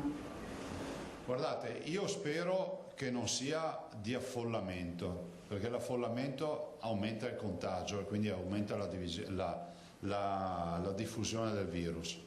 Spero che coloro che hanno avuto e avranno la possibilità di uscire di casa si rendano conto che hanno la responsabilità della loro salute ma anche di quella degli altri, quindi i dispositivi di protezione sono fondamentali e so e continuo a dirlo, ma vedo che siamo inascoltati, che bisogna creare un meccanismo virtuoso per il quale ci siano imprenditori che riescano a importare container di mascherine, che ci sono, e riescano a distribuirle alla popolazione.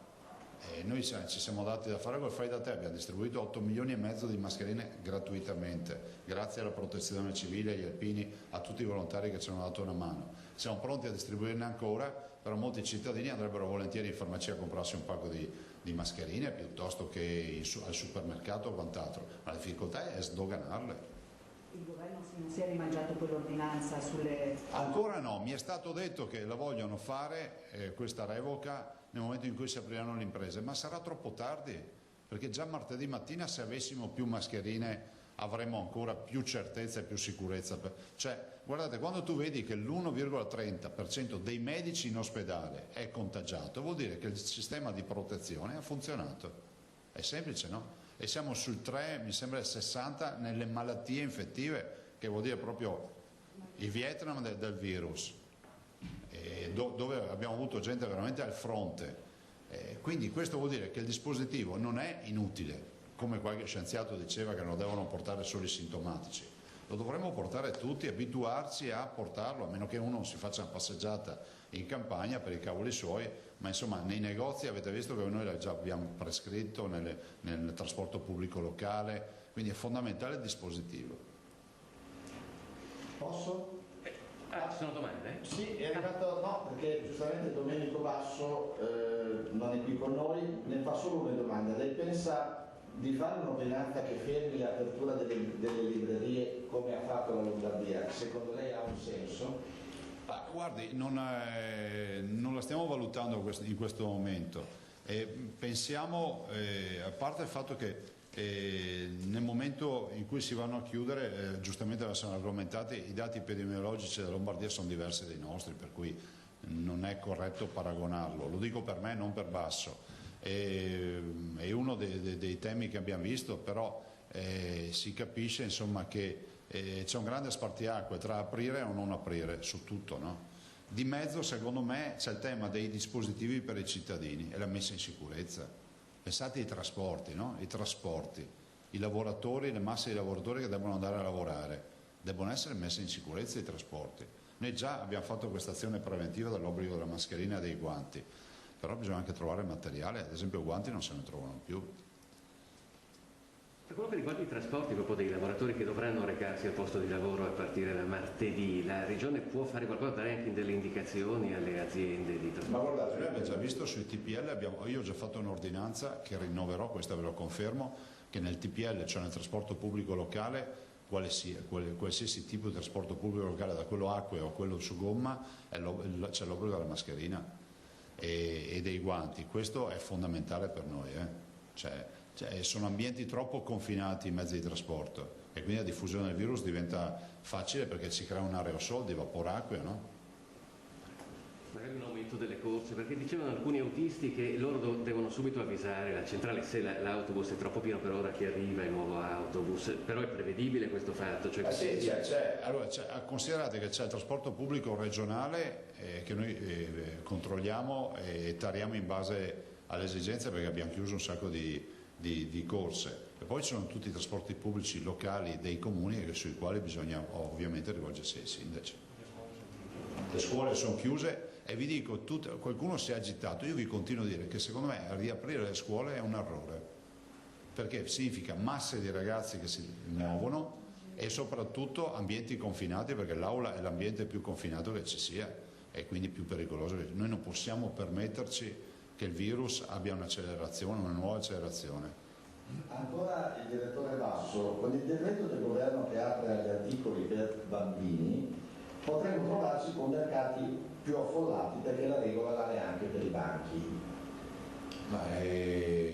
Questo è vero, ma noi rispetto ai mercati e quindi gli articoli per bambini abbiamo previsto già che ci sia la perimetrazione del mercato, un accesso e un'uscita, vigilanza all'accesso e all'uscita, e tutti coloro che entrano nell'area devono essere ovviamente scaglionati gli ingressi e devono avere mascherina e guanti, a iniziare dagli operatori, come accade nei supermercati. Arrivano altre domande, i colleghi ma Pasqua niente oggi. Sono bravissimi, ma la base, gente veneta, quando sarà possibile per i cittadini, non solo per le categorie indicate, fare il test sierologico o l'anticorpale?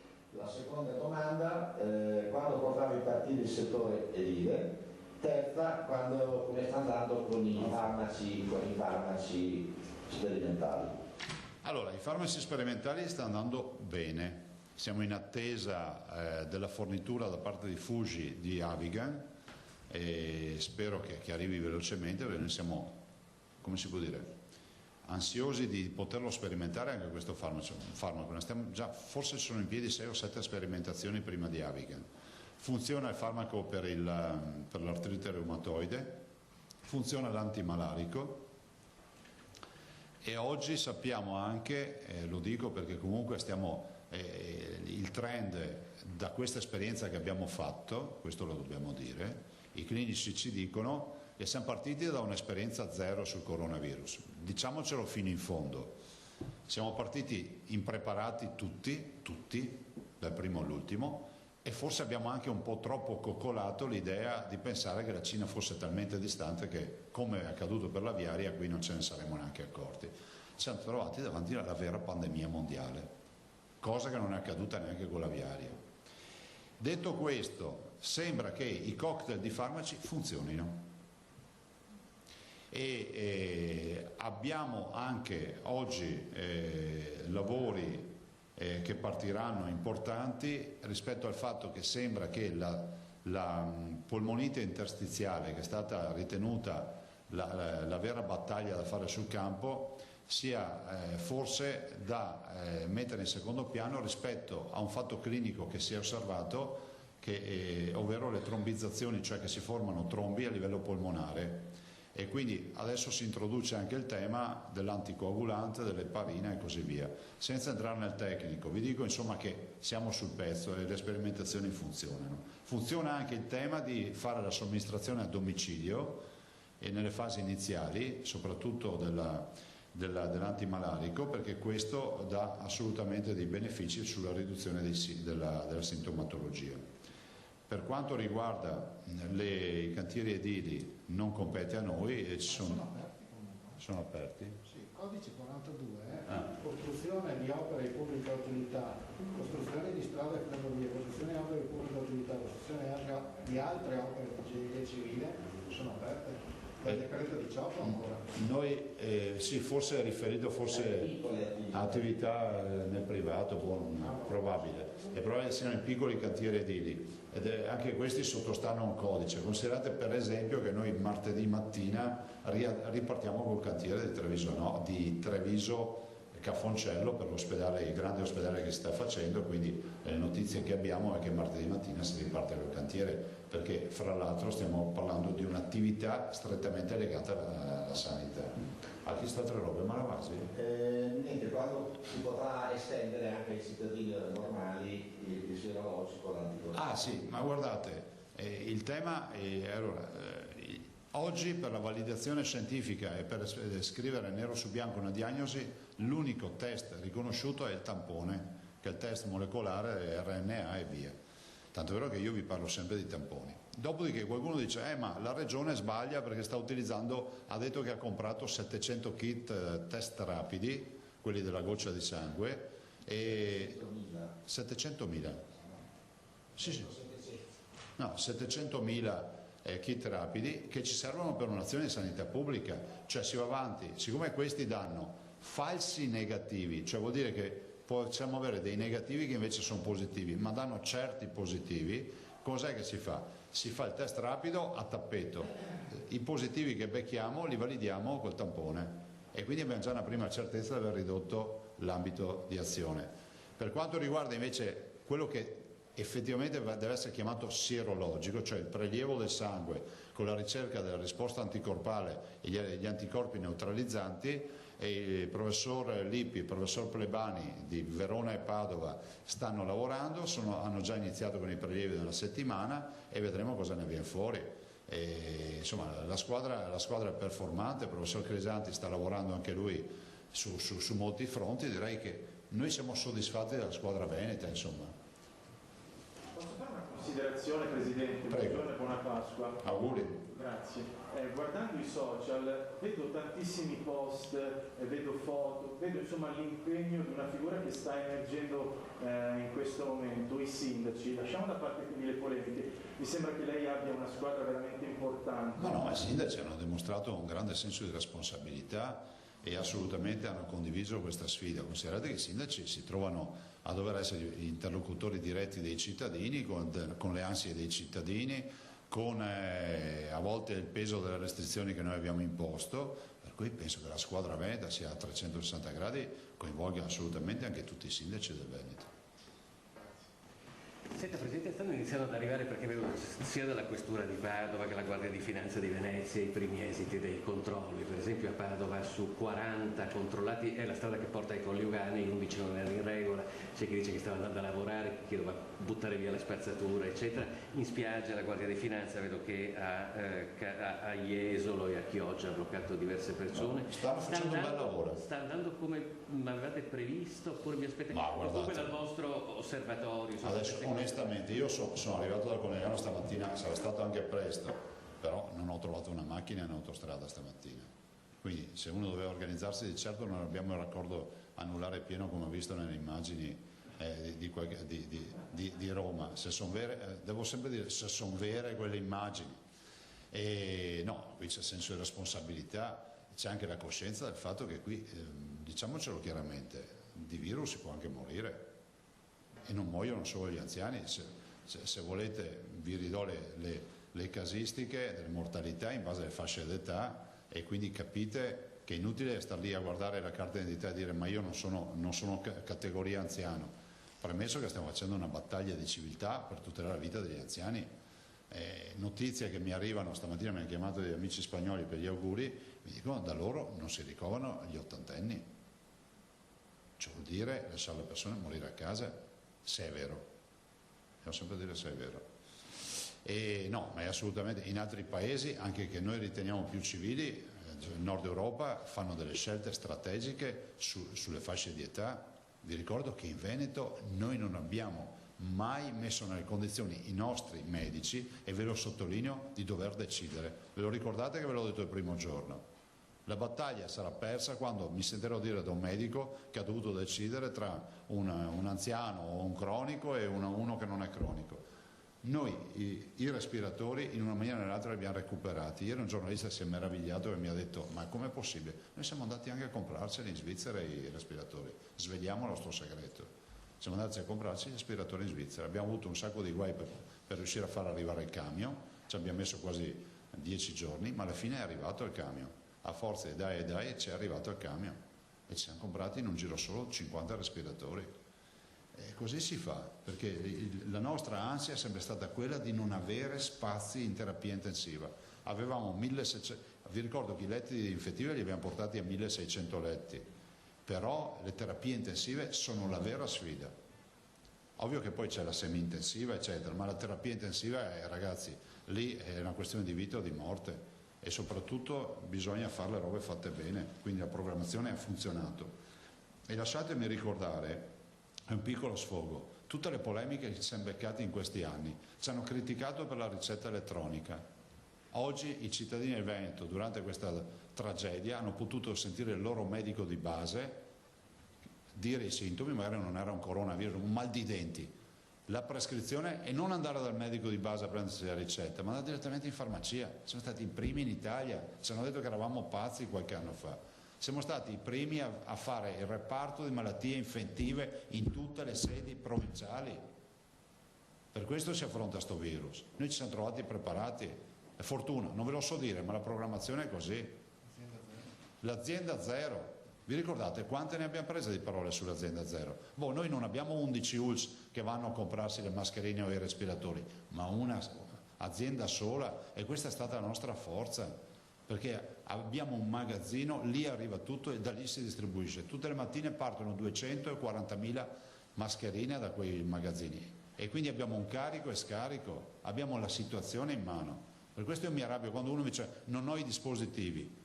Chiamo il direttore: scusa, tu ci hai dichiarato, a proposito ve lo voglio dire a scanso di equivoci, noi abbiamo tutte le dichiarazioni, le abbiamo chieste noi, dei primari, settore reparto per reparto, della necessità di dispositivi. Vi do solo un dato che mi dava chi è che me l'ha dato? L'azienda, me l'ha dato il dottor Flor, Padova. Loro al mese utilizzavano 4.500 camici.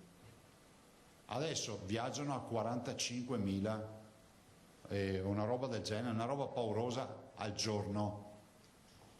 Vi posso dare anche il dato, se sentite, sì, guardate, fuori 4.500 adesso, se sentite, sentiamo Flor, mi ha dato il dato, è un dato pauroso.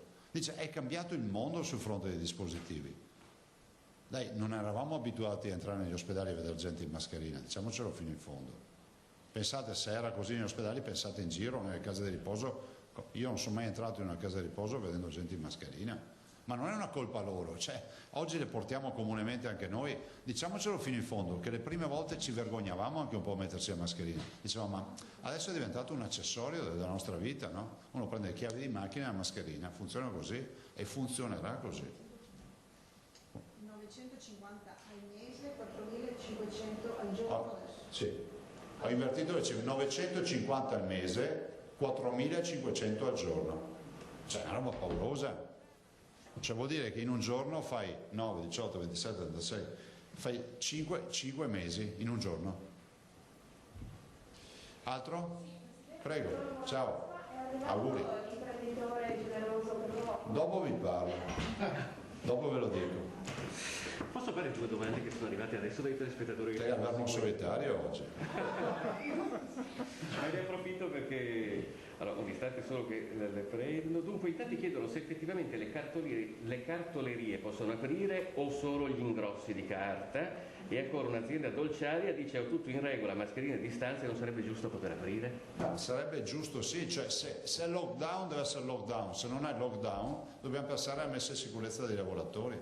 Faccio un esempio, un quesito che mi è arrivato: la pasticceria non può aprire, il panificio che vende paste può aprire, cioè, capite che non è... se la affrontiamo con le norme, con le leggi, non finiamo più con gli esempi che si contraddicono. Ieri qualcuno si è agitato perché ho detto non è un motivo indifferibile andare a comprare un vaso di fiori, ma ve lo ripeto, cioè comunque c'è un'alea, c'è un limbo nel quale chi ti ferma per strada, ma secondo me anche andando in libreria ti può contestare il motivo indifferibile. Dopo tu magari puoi dire: sono uno studente, mi manca il testo, devo fare l'esame, e gli fai vedere, ok, ma se non è il motivo indifferibile, uno magari va a comprarsi un piantino di basilico perché deve mangiare ed è cibo, e quindi il motivo c'è perché è l'alimentazione. Però attenzione, non è che ho detto io che andare a comprare fiori è una roba inutile, anzi io spero che si faccia recuperare il fatturato di queste aziende, che molte sono aziende agricole fra l'altro. Però ricordatevi che ci sono tante contraddizioni, ma non lo dico per far polemica, lo dico perché poi i cittadini chiamano e dicono: ho preso verbale, però era aperta, no? Uno dice: è aperto il consorzio agrario, però non ci posso andare. Questo è quello che accade. Le cartolerie si possono aprire, sì sì. Ancora basso, ma per essere chiari, i 200 metri... parlo dell'ordinanza, allora. Buona Pasqua al direttore. Boh. Ragazzi, se Pasqua oggi basta, siete buoni, bravi. Adesso vi dico le ultime due robe. Intanto ringrazio ancora i donatori che stanno crescendo sempre di più. E vi ho detto, cioè, mediamente siamo oltre i 31.000 versamenti con 42 milioni di euro. Chiedo ancora di poter aiutare questa sfida, quindi chi volesse versare, mi rivolgo soprattutto se ci sono ancora imprenditori che vogliono versare, ben venga. Ricordo fra l'altro, sempre così in maniera random, la società Vega cooperativa, stiamo parlando di supermercati, ha donato 6 terapie intensive a Treviso. Colve Toraz, il Prosecco, ha donato 100 cartoni di Prosecco con 600 bottiglie. L'azienda agricola Giovanni Tonon di Piavon di Oderzo, la fornitura di un bancale di vino.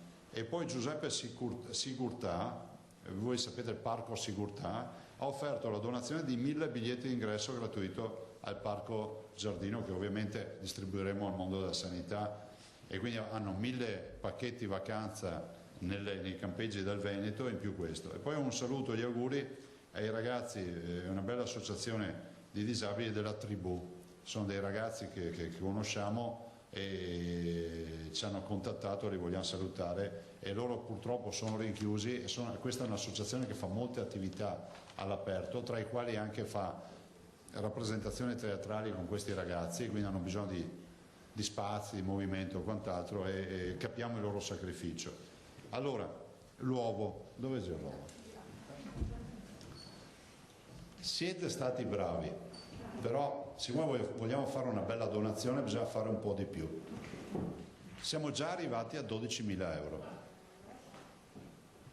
però siccome la lotteria va avanti finché non ci sarà uno che offre di più, tanto non va male l'uovo.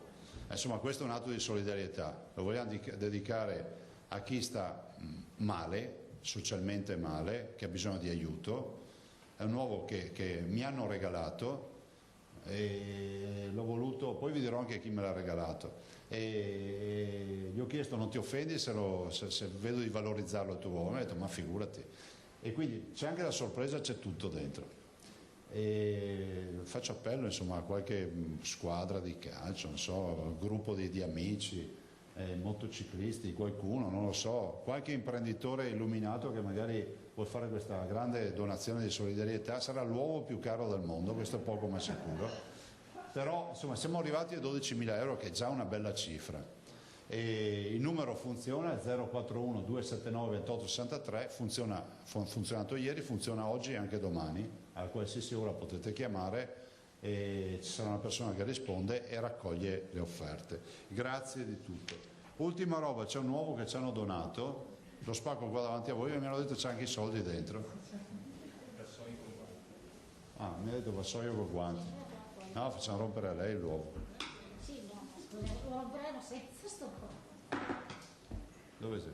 Questa ce l'ha donato la pasticceria Marco Polo di Ponte di Piave. Ce l'abbiamo qua ormai da 5-6 giorni. Io ho detto vabbè, lo rompiamo il giorno, come da tradizione si rompe l'uovo di Pasqua il giorno di Pasqua, no? Eccolo qua. Federico Sette Casca te passi la storia.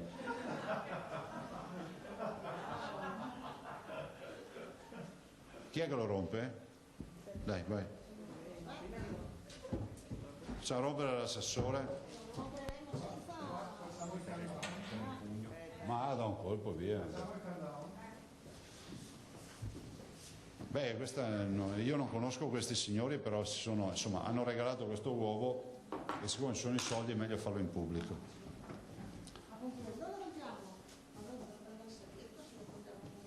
Dai i pugni che ti usi del solito, dai.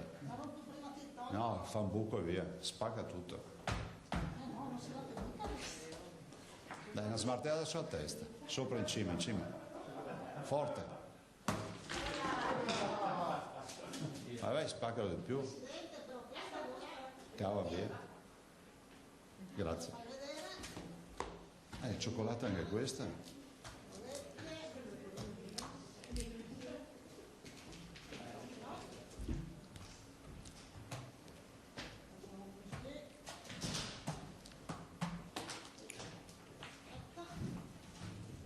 Ora.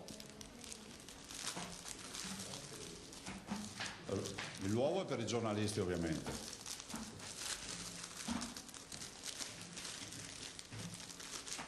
Grazie dei 50 euro, grazie mille. E c'è anche un biglietto, grazie quindi alla pasticceria Marco Polo di Ponte di Piave. Lasciamo i giornalisti. Chi è che si mangia il virus? Ah, ma la mascherina è in cioccolato, adesso l'ho visto. Oh, lasciala, dai, via, grazie. Allora, grazie a tutti, assolutamente buona Pasqua a tutti, buona Pasquetta a tutti coloro che stanno ascoltando e grazie per il grande sacrificio che avete fatto, ma siamo un popolo, quindi grazie veramente di cuore. Buona Pasqua. Grazie. Grazie.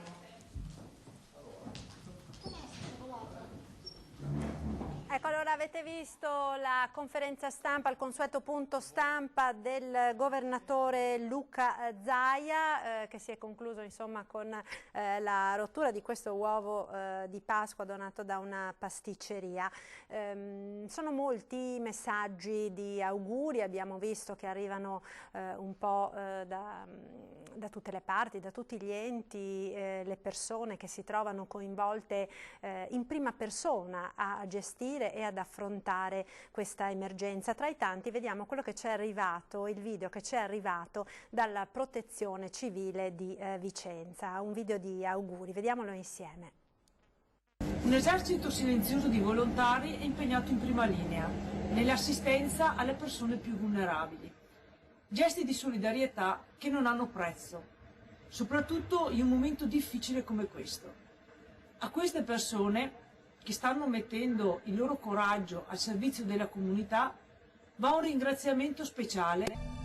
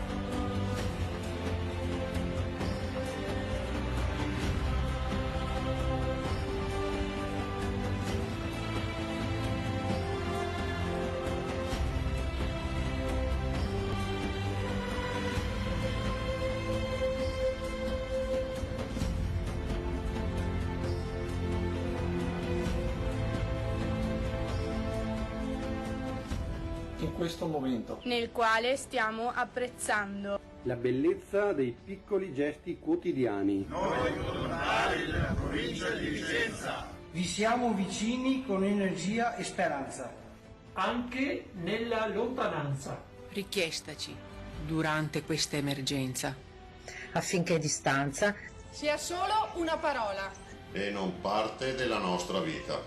Buona Pasqua!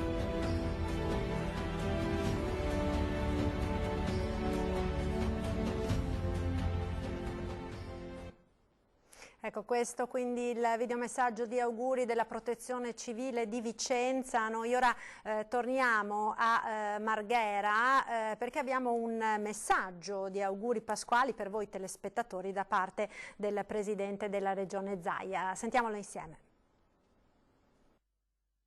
Un saluto a tutti, anche quest'anno siamo arrivati a Pasqua e ovviamente non sarà una Pasqua ricordata per le scampagnate, per i pranzi in famiglia, per la spensieratezza. Purtroppo la Pasqua del coronavirus sarà ricordata storicamente, questa Pasqua e anche questo periodo, questo anno, il 2020, come l'anno della grande pandemia. Il mio pensiero in questo momento non può che andare a tutti coloro che hanno perso la vita, e sono tanti, sono oltre 800 in questo momento le persone che hanno perso la vita in Veneto, e ovviamente alle loro famiglie. E in un momento come questo mi sento di ringraziare veramente coloro che combattono in prima linea, che hanno combattuto, combattono e combatteranno in prima linea, che sono i nostri medici, ospedalieri, i medici di base, ma sono tutti gli infermieri, gli operatori sociosanitari, gli amministrativi, coloro che si occupano della sanificazione e delle pulizie dei nostri ospedali, ma anche tutti i volontari. Quanti volontari si sono messi a disposizione? Centinaia, migliaia di volontari che fanno parte di questa grande squadra che vuole portare fuori da questa tragedia ovviamente tutto il popolo veneto. In questo contesto vanno ricordati anche i grandi sacrifici che sono stati fatti, sono i sacrifici che fanno i cittadini. So che vi ho chiesto di fare sacrifici a volte anche importanti, perché settimane di restrizioni, di stare in casa non è una cosa facile, non è una cosa che nessuno avrebbe mai pianificato nella propria vita, non mai avremmo pensato di dover stare chiusi in casa, di non poter assolutamente più frequentare i nostri amici, le nostre famiglie, le persone care. E quindi grazie a tutti i veneti per il sacrificio che hanno fatto. E un ringraziamento particolare lo voglio fare ai ragazzi, anche perché voglio ricordare che essere giovani significa, penso ai tanti adolescenti, significa ovviamente spensieratezza, significa uscire, significa incontrare i propri coetanei. Ecco, bene, i ragazzi non hanno solo rinunciato a questo, ma hanno dato una grande prova di sensibilità e anche di responsabilità. E penso che questo debba essere sottolineato. Io la voglio ricordare ovviamente questa tragedia anche come la tragedia della grande responsabilità dei cittadini, in particolar modo dei giovani, i giovani che hanno sacrificato ancora più degli altri la loro vita, il loro tempo libero, la loro voglia di uscire. Quindi grazie veramente di cuore a tutti i cittadini, in particolar modo ai giovani. In questo contesto ovviamente abbiamo anche l'occasione di ricordare che grazie alle restrizioni e alla grande civiltà che hanno dimostrato i veneti, oggi possiamo dire che questo grande lavoro ha dato come beneficio, come risultato, l'attenuazione della tensione nei nostri ospedali, possiamo dire che sono diminuite le presenze nelle terapie intensive e soprattutto un indicatore, stanno aumentando i dimessi e stanno diminuendo i ricoveri. Vuol dire che quel dato importante, dimessi e ricoveri, oggi sappiamo che sono più le persone che vengono dimesse dall'ospedale da quelle che vengono ricoverate. E in tutto questo contesto ci si muove ancora con attenzione, la mia preghiera è di seguire ancora le indicazioni che ci saranno, pian piano avremo sempre meno indicazioni, però è pur vero che il virus c'è e dobbiamo essere molto attenti, soprattutto anche per salvaguardare la salute di coloro, e questo è il grande atto di responsabilità, di coloro che non hanno una salute proprio perfetta, e penso alle persone anziane che magari hanno salute cagionevole causata anche da un quadro clinico complicato, penso ai pazienti oncologici, penso ai bimbi che magari sono immunodepressi, insomma tutte queste categorie di cittadini che debbono avere assolutamente il nostro aiuto, altrimenti se il virus riuscisse a contagiarli ovviamente il quadro clinico si complicherebbe molto di più. E ringrazio veramente di cuore tutti voi e ringrazio anche coloro che hanno fatto le donazioni. Sono oltre 30.000 persone in Veneto che hanno donato qualcosa, dall'euro ai milioni di euro. E penso che io in questo momento voglio ringraziare ognuno di voi, ognuno dei veneti che ha donato qualcosa, anche perché queste donazioni noi le dedichiamo ovviamente ai grandi investimenti che abbiamo fatto per la sanità. Abbiamo speso ormai quasi 100 milioni di euro per questa tragedia, comprando attrezzature, respiratori. Abbiamo 825 terapie intensive messe in piedi in fretta e furia. Abbiamo comprato 24 milioni e mezzo di mascherine per la protezione dei nostri operatori e molti altri investimenti, grazie anche alle donazioni che sono state fatte. Quindi grazie ancora per le donazioni, e se qualcuno ritenesse ancora di darci una mano sappia che siamo ancora in piena emergenza, e quindi ogni segnale di donazione da piccolissimo a grandissimo è assolutamente ben gradito, e quindi non finirò mai di ringraziarvi per tutto questo. Peraltro sulle donazioni è bene ricordare che molti cittadini hanno anche donato materiali, molti hanno donato derrate alimentari per i nostri operatori sanitari, penso a vino, colombe pasquali, uova di Pasqua, ma anche le grandi donazioni che sono avvenute ad esempio dal mondo del turismo, i 1000 pacchetti turistici di una settimana per i nostri operatori sanitari e molto altro ancora. Non posso non ricordare ad esempio molti imprenditori che hanno deciso di acquistare blocchi di terapia intensiva, respiratori e altro materiale. Insomma, una chiamata di popolo che, come al solito, in Veneto si fa alla grande, dimostrando che la solidarietà qui è di casa. Non a caso una persona ogni 5 in Veneto fa volontariato. Infine chiudo ovviamente con questi ringraziamenti con i miei auguri pasquali. Spero che questa Pasqua, per quanto possibile, possa essere trascorsa quantomeno con un minimo di serenità, nonostante tutto quello che sta accadendo attorno a noi. Come dico sempre io, solo i pessimisti non fanno fortuna, anche questa tragedia se ne andrà. E possiamo dire che abbiamo fatto l'impossibile, faremo ancora l'impossibile per fare in modo di curare al meglio tutti i veneti.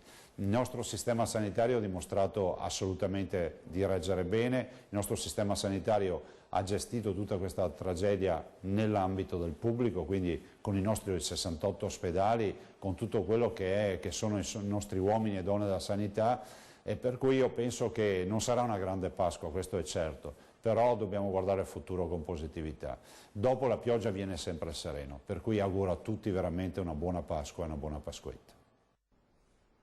Questi dunque gli auguri del Presidente della Regione Luca Zaia. Abbiamo sentito questo accenno importante ai giovani sia nella conferenza stampa sia appunto in questo messaggio di auguri, e dai giovani ci sono giunti davvero molti messaggi e molti video. Quello che vorrei farvi vedere ora viene da un gruppo di studenti del Bellunese, universitari e delle scuole superiori, che rappresentano un po' tutta la provincia di Belluno, la Val Belluna, Feltre, Agordo, Cortina, Pieve di Cadore, Alpago, maschi e femmine, che ci hanno proposto questo coro di riflessioni del sentire appunto dei giovani e degli studenti in questo particolare momento che stiamo vivendo appunto a causa dell'epidemia del coronavirus. Vediamolo insieme.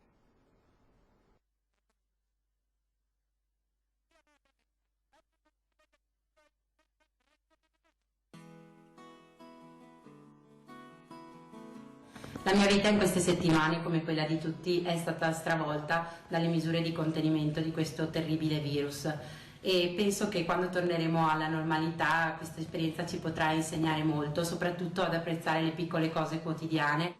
Io penso che dopo questa esperienza la vita riprenderà abbastanza naturalmente, perché il territorio che abbiamo ci dà le possibilità per riuscire a riprenderci e andare avanti.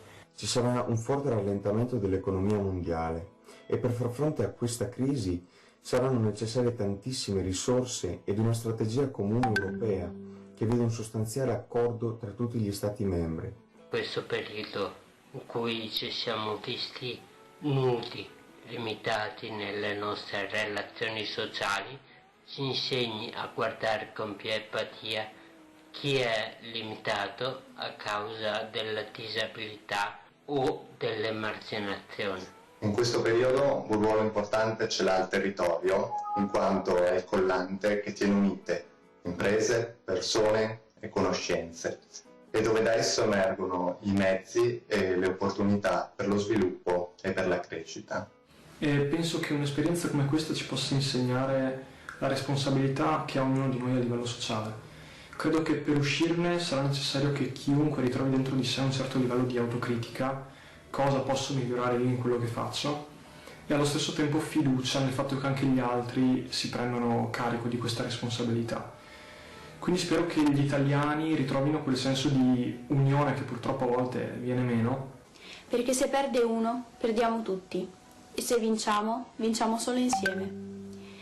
Questa emergenza dovrebbe essere la scossa per accelerare la provincia sul fronte dell'innovazione, per renderla più moderna, più efficiente, meno incline agli sprechi, ma soprattutto più attenta ai servizi essenziali come la scuola e la sanità.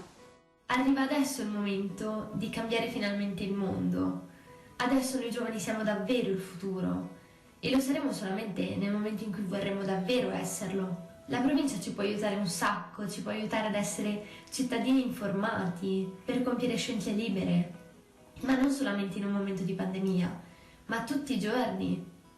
Secondo me la nostra provincia, per valorizzare i giovani, potrebbe proporre più iniziative per l'orientamento e in questo caso non soltanto appunto per il proseguimento degli studi, ma anche per il mondo del lavoro.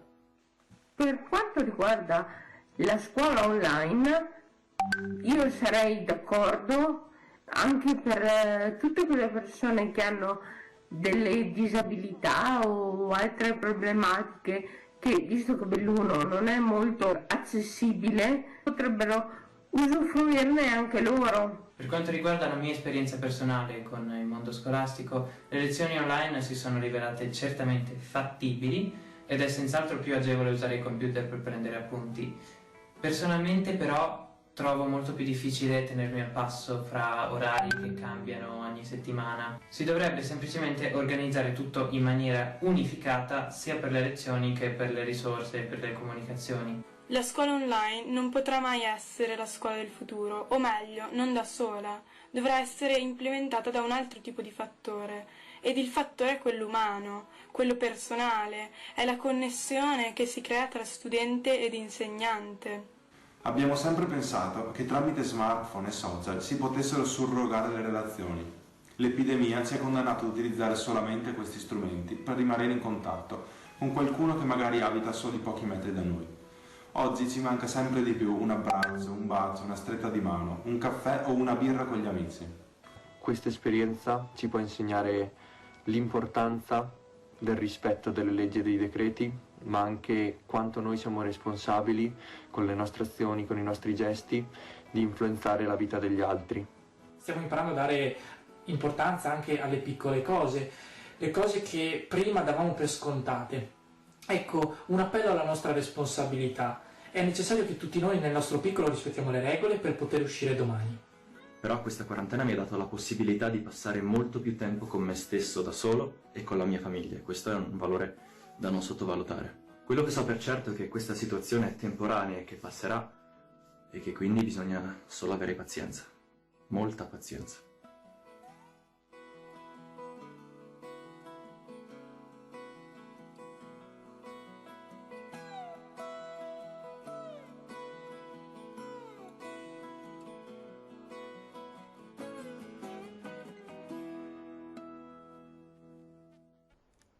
Ecco, questo era il video che ci ha inviato questo gruppo di studenti del Bellunese per rappresentare appunto come i giovani stanno vivendo questo difficile momento. Allora ci richiede la linea il collega Filippo Fois da Marghera, davanti alla sede della Protezione Civile.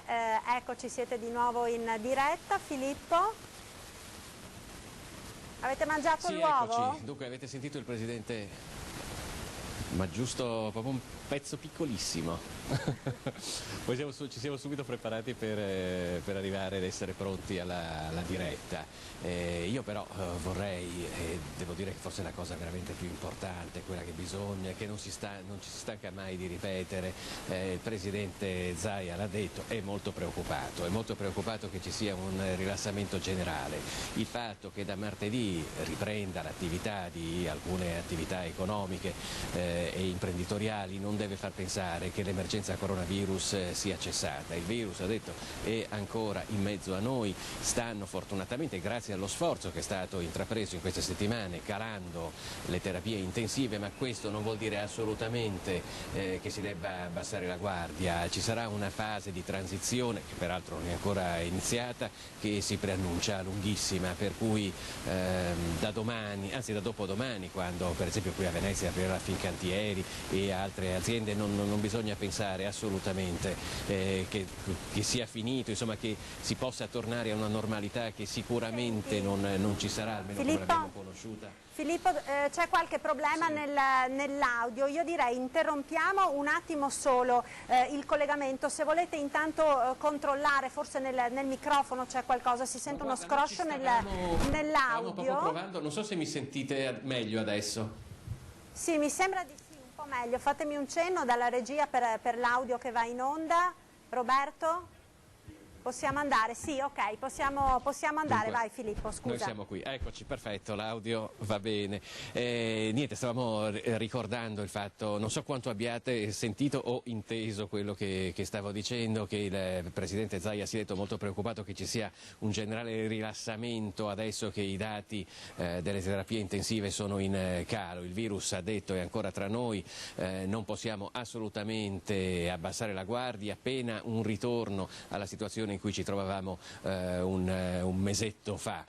Come sapete, da martedì apriranno diverse aziende, si ricomincerà a lavorare in diverse realtà molto importanti, venete e italiane, ma questo non vuol dire assolutamente che sia finita l'emergenza. Non solo, non è ancora iniziata probabilmente neanche quella fase di transizione che comunque si annuncia lunghissima, per cui insomma passerà parecchio tempo prima che si possa tornare a quella che abbiamo conosciuto come la normalità, e sicuramente ne parleremo magari forse l'anno prossimo addirittura. Volevo darvi anche i dati che sono stati resi noti nel corso dell'incontro di oggi. Sono stati effettuati in Veneto 198.000 tamponi, per cui ci stiamo avvicinando alla soglia dei 200.000. È entrata in funzione già ieri ed è completamente operativa la famosa macchina leggi tamponi arrivata dall'Olanda, costata 400.000 euro, ne può leggere circa 9.000 al giorno. Le persone in isolamento in Veneto sono 18.356, di queste 14.077 sono risultate positive. I ricoverati sono 1.677, anche questo è un dato in calo. Le terapie intensive 249, come vedete sta continuando a calare questo dato. I dimessi sono 1.691 ed è l'8° giorno in cui le persone dimesse superano quelle recuperate nel dato globale del Veneto. Poi c'è il dato dei decessi, che sono 759 i morti in ospedale per coronavirus, sommando anche persone che hanno perso la vita non in ospedale, insomma si raggiunge, anzi si supera la cifra degli 800 morti. Ecco, dicevi Filippo che lo stesso Presidente Zaia ha comunque ribadito il fatto che non bisogna assolutamente mollare la guardia, il fatto che calino i ricoveri nelle terapie intensive non significa che l'epidemia sia passata, anzi tutt'altro, il virus continua a circolare, probabilmente come prima. Le diminuzioni sono dovute proprio alle limitazioni della socialità che sono in atto ormai da oltre un mese. Per questo è importante, credo, continuare a lanciare un appello ai cittadini e anche a coloro che ci stanno ascoltando a non abbassare la guardia. Vedo che sono stati divulgati proprio poco fa dalla Polizia Locale, ma anche dalla Guardia di Finanza di Venezia, alcuni dati sui primi controlli di questa mattina, per esempio nelle zone del lungomare, sia al Lido di Venezia, sia a Chioggia, sia pure a Jesolo, ed è stata trovata anche della gente che prendeva il sole, per esempio sulla panchina, piuttosto che chi faceva jogging in spiaggia, o ancora chi portava il cane a passeggiare lontano da casa. Quindi c'è comunque qualcuno che, nonostante gli appelli che sono stati lanciati, sta, come dire, approfittando di queste prime giornate di sole e di caldo per uscire di casa. Anche ai murati Murazzi, al Lido per esempio, sono state trovate delle persone. Diverso invece il caso di Venezia, l'abbiamo sentito anche questa mattina dal collega Lorenzo Maier, abbiamo visto delle immagini di questa Venezia veramente spettrale, deserta, assolata, pochissime persone in giro, qualcuno con il cane che ha approfittato a fare la passeggiata anche lontano da casa fino a Piazza San Marco. È il caso per esempio di un anziano che è stato pure multato a Piazza San Marco. Quindi insomma rispetto a tanti comportamenti corretti c'è anche chi insomma non ha ancora capito probabilmente l'importanza di queste limitazioni. Certo, anche perché poi comunque questi controlli, bisogna ricordarlo, insomma, non sono solamente a Venezia naturalmente, ma si stanno svolgendo in tutto il Veneto. Proprio poco fa è uscito un comunicato della Questura di Padova nella quale si dava un primo resoconto dell'attività di questa mattina. Sono state fermate, se non mi ricordo male, una quarantina di automobili, veniva un'osservata speciale, erano proprio le strade che portavano ai Colli Euganei. Di queste 40 persone 11 sono state sanzionate, quindi si parla praticamente di 1 su 4. Perché non avevano un motivo plausibile tra quei pochi che sono riconosciuti per poter essere in giro. Poi abbiamo sentito, almeno era scritto nel comunicato, che le scuse sono state parecchie tra chi ha detto che stava andando a lavorare, ovviamente non era vero, a chi ha detto addirittura che si stava recando a buttare alcuni rifiuti, ovviamente neanche questo va bene, per cui insomma, ecco, quello che abbiamo cercato di capire anche adesso in Regione è se si tratti di un dato basso, quello che è stato reso noto in questi un po' a macchia di leopardo da parte delle forze dell'ordine, perché questo appuntamento di Pasqua era particolarmente temuto da circa qualche giorno. Diciamo che si è notato un certo rilassamento nelle strade, con un aumento delle persone che vanno in giro. È ancora presto per stilare un bilancio di come sia andata a Pasqua, però possiamo dire che insomma si contano decine di sanzioni in ogni provincia per ora, forse sono anche insomma poche. Questo significa poi, tra l'altro, e per quella che è la nostra esperienza qui, più o meno tutte le macchine vengono fermate, ce ne sono talmente poche in giro e abbiamo visto diversi posti di blocco tra Venezia, Mestre e Marghera, che insomma diciamo che è molto difficile sfuggire, per chi lo volesse fare ovviamente, a un controllo. Ecco, peraltro Filippo, se non sbaglio avete in programma tra poco di andare dalle parti del litorale, no? Per vedere un po' com'è la situazione. Ma sì, è uno degli osservati speciali di questa Pasqua, è proprio il litorale, così come lo sono i Colli Euganei, come lo è il lago di Garda. Presumo, insomma, vedremo un po' com'è, e già abbiamo visto che ci sono stati controlli e sanzioni, andiamo un po' a vedere com'è la situazione. Però posso dire che obiettivamente abbiamo visto tanti controlli, vedremo cosa succederà questo pomeriggio. Naturalmente però rinnovando l'invito a tutti a rimanere a casa, insomma, secondo quelle che sono le indicazioni che sono state date dalla Regione e dal Governo. Lo ricordiamo infatti anche il sindaco di Jesolo, Valerio Zoggia, che abbiamo proprio sentito nei giorni scorsi, ha annunciato la linea dura, controlli serrati con tutti o quasi tutti gli accessi alla località balneare, che saranno presidiati dalle forze dell'ordine, con l'ausilio anche di un drone proprio per disincentivare gli spostamenti.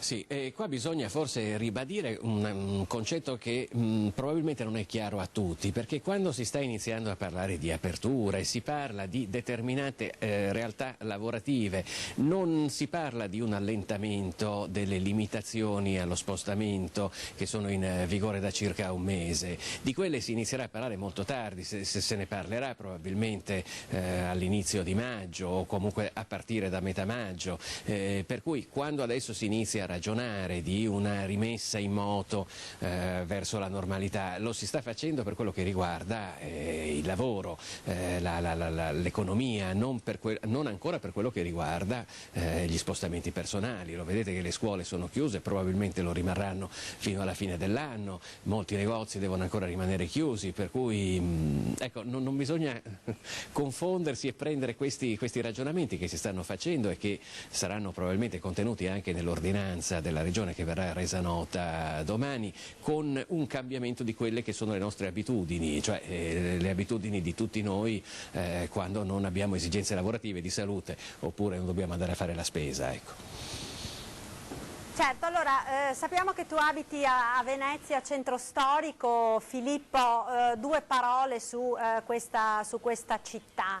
Definita appunto spettrale, questa mattina totalmente deserta, con una situazione sicuramente stridente rispetto per esempio a quella delle Pasque precedenti. Pensiamo a quella dello scorso anno, nella quale sono stati addirittura sperimentati per la prima volta i tornelli per la limitazione degli accessi dei turisti. Sembra un mondo fa. Non so se spettrale sia l'aggettivo più giusto, perché insomma mi sembra che abbia un'accezione un po' negativa. Venezia è bellissima e forse lo è ancora di più in questo momento. Certo è vero che il contrasto con quella che era stata la Pasqua dell'anno scorso è stridente, perché l'anno scorso tra Pasqua e Pasquetta erano arrivate in città circa 100.000 persone e il dibattito, visto che la città era andata in tilt, era proprio quello su come cercare di contingentare questi flussi turistici enormi che oramai attraversavano la città. Beh, oggi siamo nella situazione diametralmente opposta, come sapete, e ovviamente è tutto chiuso, a partire dagli alberghi che sono stati i primi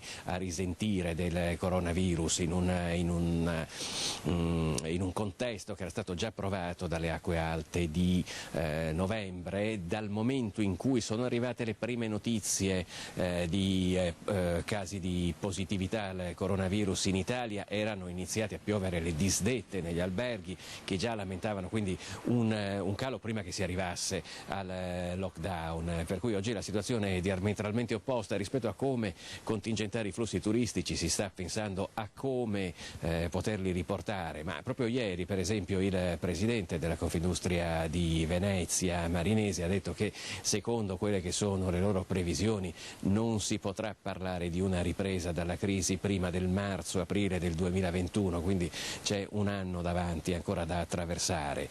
E poi naturalmente questa crisi del turismo, che è crollato letteralmente in pochissimo tempo, ha anche aperto un altro dibattito in città, vale a dire quello su una città per l'appunto che ha puntato quasi esclusivamente sul turismo per la propria economia, è quella che i critici chiamano la monocultura del turismo. E forse questo sistema di sviluppo, che comunque ha arricchito parecchio la città e portato tantissimi soldi a Venezia, non debba essere ripensato, perché si è visto insomma che penso si parla anche in borsa di diversificazione del portafoglio, diciamo se la voce è una sola, poi nel momento in cui ci sono delle difficoltà crolla tutto, insomma, detta molto in soldoni. Buon lavoro, quindi ci risentiamo più tardi quando avremo modo di vedere insomma direttamente dalle immagini delle nostre telecamere la situazione sul litorale. Grazie, allora buon lavoro, a più tardi a te e a Sandro Ponchio. Ciao, a dopo. Noi ora parlavamo prima dei tanti video che ci sono arrivati, dell'impegno anche dei ragazzi, dei giovani che anche proprio con la chiusura delle scuole stanno sperimentando delle modalità educative ma anche di comunicazione sicuramente diverse. Volevo farvi vedere questo video sicuramente molto bello, che è stato realizzato dai giovani musicisti della Venice Chamber Orchestra, composta appunto da giovani studenti, da giovani musicisti, professionisti under 30, diplomati nei vari conservatori del Veneto, della nostra regione, che appunto hanno voluto realizzare questo video molto particolare, con la volontà di sottolineare come in questo momento così difficile la musica possa essere anche un momento molto importante di coesione, di conforto e di speranza, a maggior ragione in questa giornata di Pasqua. Vediamolo insieme. E domani splenderà di nuovo il sole, e sulla via che io percorrerò esso ci riunirà di nuovo, noi felici, su questa terra che respira il sole e sulla larga spiaggia dalle onde azzurre. Noi tranquilli, adagio discenderemo, muti noi ci guarderemo negli occhi e su di noi scenderà della felicità il muto silenzio. 1, 2, 3, 4.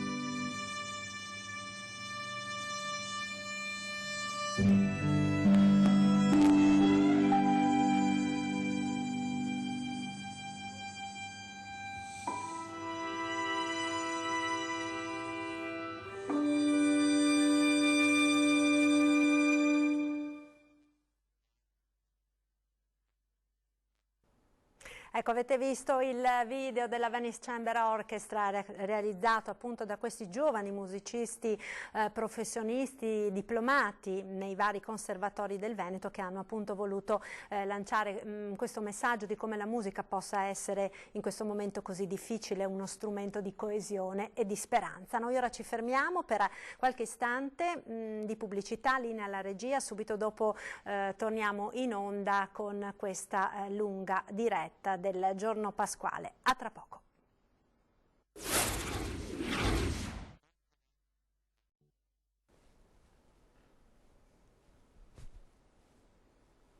Ed eccoci nuovamente in diretta con l'edizione straordinaria dei nostri telegiornali. Tra i tanti auguri, i tanti messaggi di auguri alla cittadinanza che ci sono arrivati, soprattutto da parte dei primi cittadini alle proprie comunità, vi proponiamo quello del sindaco di Castelfranco, presidente anche della provincia di Treviso, Stefano Marcon. Vediamolo insieme.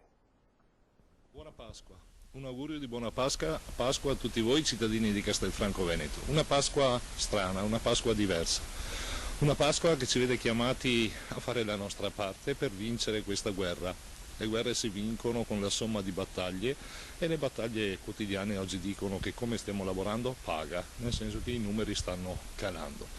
Sarà una Pasqua diversa però, torno a ripetermi, perché non le abbiamo mai vissute a casa. C'era il vecchio detto Natale con i tuoi e Pasqua con chi vuoi e quest'anno non lo potremmo praticare. Però dobbiamo guardare avanti con speranza, un futuro migliore arriverà, usciremo da questa crisi. Vivremo anche il 25 aprile in queste condizioni, anche il 1° maggio. Ed è difficile, quando il tempo è così bello, rimanere a casa e lo attestano il numero delle sanzioni che stiamo elevando e purtroppo è elevato. Però così facendo, mi ripeto, noi ne usciremo presto, ne usciremo migliori. Se ne uscirà a gradi, per gradi, ne stanno discutendo, apriranno qualche fabbrica, qualche macchina in più la vedete circolare per esempio, ed è dato dal fatto che alcune situazioni lavorative hanno aperto in deroga al DPCM con l'autorizzazione della prefettura e quindi qualche macchina in più la si vede, però queste sono gente che va a lavorare. Comunque Pasqua la vivremo in casa, vi invito a mettervi il vestito della festa, viverla con la gioia e la serenità che la si vive normalmente. Avremo la possibilità di vedere le celebrazioni eucaristiche grazie alla collaborazione pastorale che ha messo in pista un sistema YouTube. Ringrazio la collaborazione pastorale anche di questa opportunità che dà ai nostri cittadini, così come ringrazio le forze di polizia, le associazioni di volontariato, le associazioni di quartiere e di frazione, i tanti cittadini che si sono messi a disposizione e hanno offerto il proprio quello che hanno, quello che possono dare per andare incontro alle esigenze di chi soffre una difficoltà maggiore. I medici e l'ospedale, ecco, l'ospedale ha dato testimonianza di essere all'interno di un sistema, quello veneto, che si sta rivelando il migliore a livello nazionale ed è preso a modello di riferimento anche oltre i confini della nostra nazione. Quindi grazie ai medici, agli infermieri, a tutti gli operatori sociosanitari che stanno lavorando all'ospedale di Castelfranco Veneto. Il ringraziamento lo rivolgo alla casa di riposo, al centro anziani Domenico Sartor, che ha lavorato bene, ha messo in sicurezza, si sono blindati, hanno attivato rigorosamente tutte le misure a difesa degli ospiti e degli operatori stessi. Grazie a tutti voi, buona Pasqua, cerchiamo di essere collaborativi, un domani quando racconteremo questa storia potremo dire io c'ero e ho fatto la mia parte. Auguroni a tutti voi, buona Pasqua. Ecco, questo avete sentito il messaggio del sindaco di Castelfranco, Stefano Marcon. Ci colleghiamo ora via Skype con il primo cittadino di Treviso, Mario Conte. Buongiorno sindaco. Buongiorno a tutti e auguri di buona Pasqua e chiedo scusa per la scarsa qualità del collegamento, ma mi avete beccato per la prima volta sul divano. Sul divano di casa, sta facendo Pasqua anche lei? Sì, mezza giornata di riposo, dai.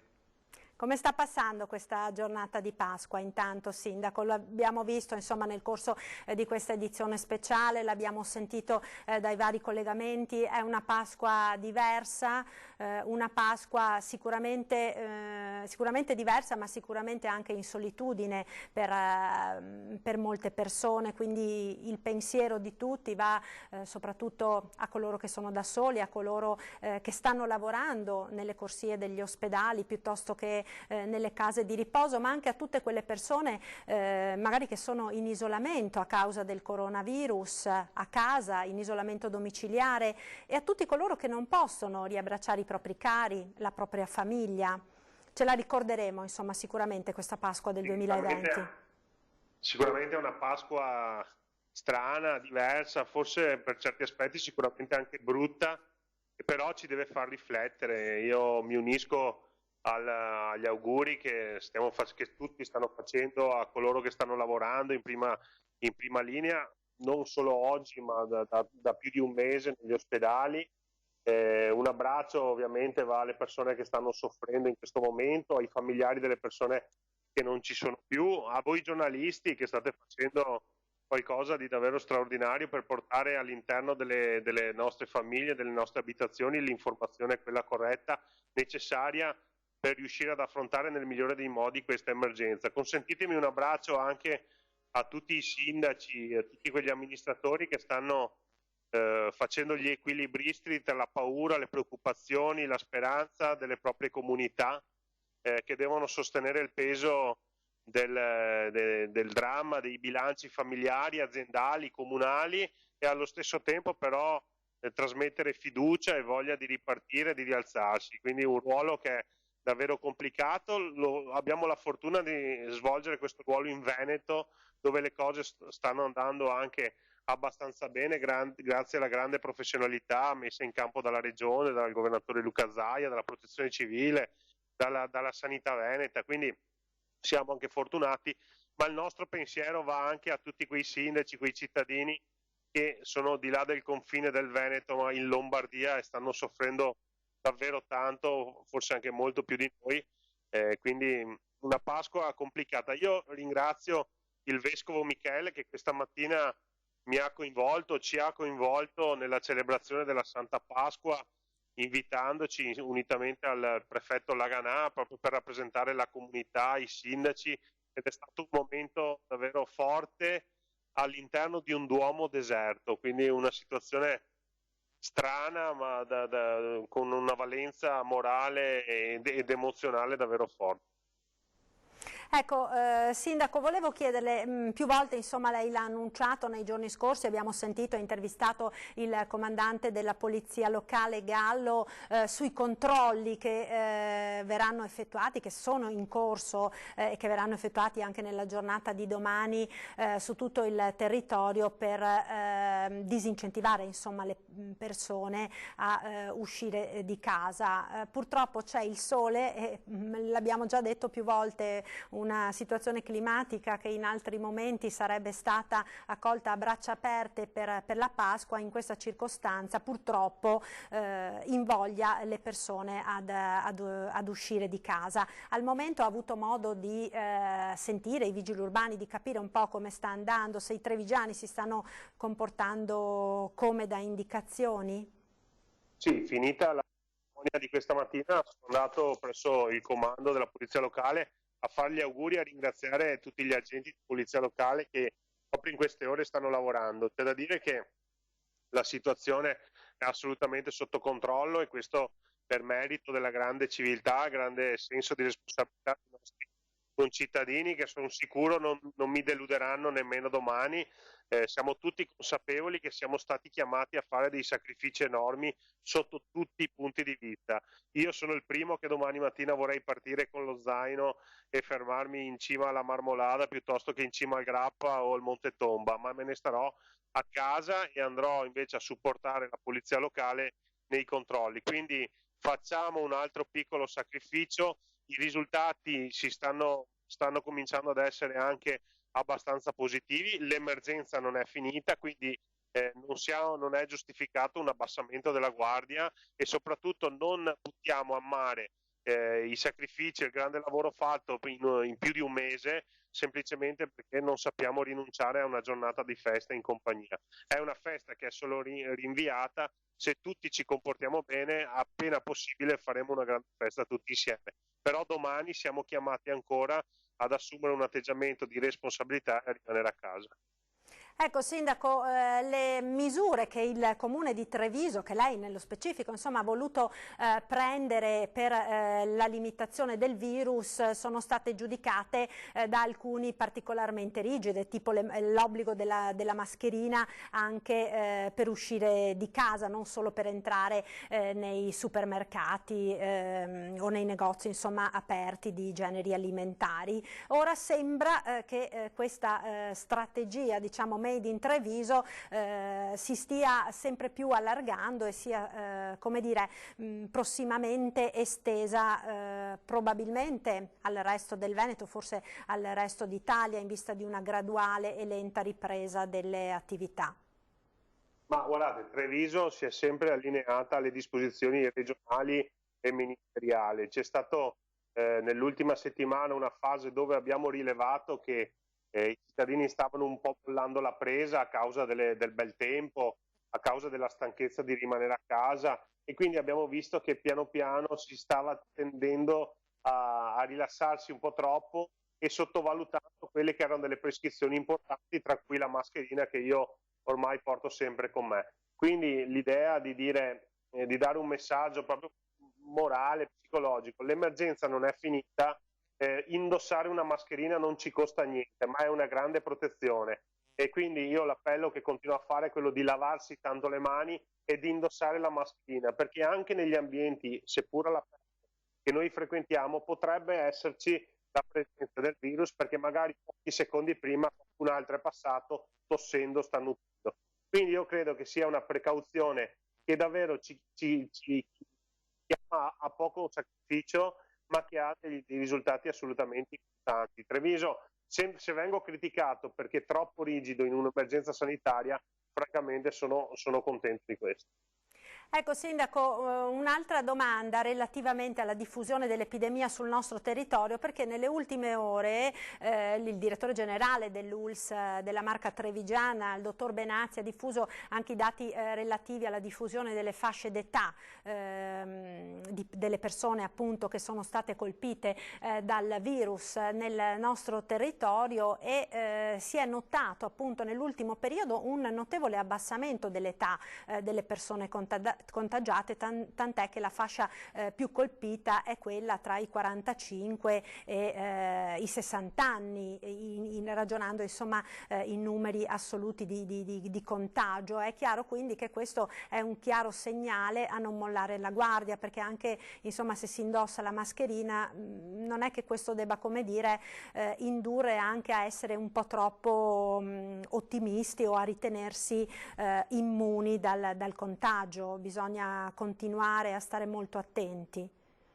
Sì, anche perché abbiamo visto che se noi seguiamo in modo scrupoloso i protocolli sanitari, i risultati si vedono. Quindi siamo chiamati veramente, mai come in questa emergenza, siamo tutti nella stessa barca, tutti con gli stessi timori e tutti con le stesse esigenze, sia di affrontare il virus sia di ripartire. Quindi seguiamo scrupolosamente quanto ci viene indicato. Se abbiamo la possibilità di indossare la mascherina, indossiamola, perché male non fa, e stiamo attenti, perché il virus, come state dicendo giustamente voi, non colpisce soltanto le persone anziane, che però non deve essere un alibi, nel senso che a me dispiacerebbe che i miei genitori o persone comunque che io conosco o qualsiasi anziano della mia città venisse contagiato dal coronavirus. Quindi io ho a cuore i cittadini, tutti i cittadini, dal più giovane al meno giovane, perché è giusto che ognuno di noi viva in salute e più a lungo possibile. Quindi non abbassiamo la guardia, stiamo attenti, usiamo le precauzioni, non lasciamoci prendere dalla noia, dalla stanchezza, dalla voglia di uscire, di far festa, perché butteremo a mare veramente un mese abbondante di sacrifici morali, psicologici ed economici di tutta la comunità.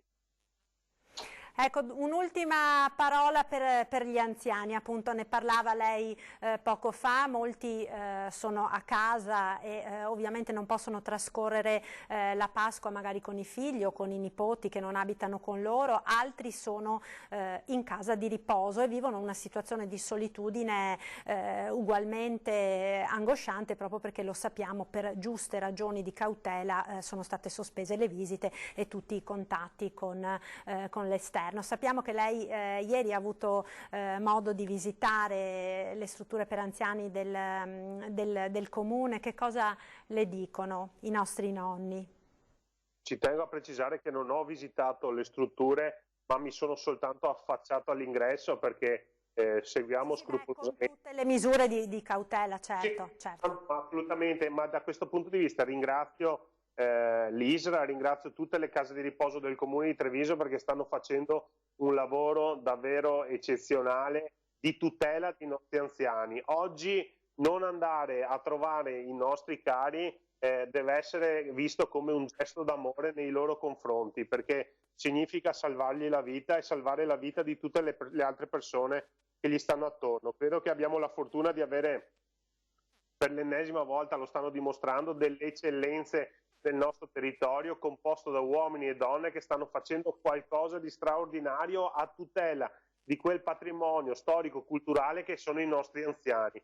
E l'unica cosa che mi sono permesso di dire loro ieri a quei pochi rappresentanti che siamo riusciti comunque a vedere è che noi abbiamo bisogno di quel DNA che fa parte di loro, perché è quella caratteristica di trevigianità, quell'amore, quella passione che è servita proprio dopo i bombardamenti del 7 aprile del 1944 a ricostruire la nostra città e la nostra comunità. Noi abbiamo bisogno proprio di quei valori e loro sono i custodi di quel patrimonio di emozioni, di sacrifici, di dolore, di passione, di amore per la città che oggi sarà necessario per ricostruire la nostra comunità. Quindi li ho ringraziati tanto, ho chiesto loro aiuto, gli ho chiesto di avere pazienza e siccome solitamente quando vado lì li bacio, li abbraccio, li strucco, ho detto che sono semplicemente rinviati questi gesti d'affetto, ma che saranno doppi non appena questo virus ci lascerà.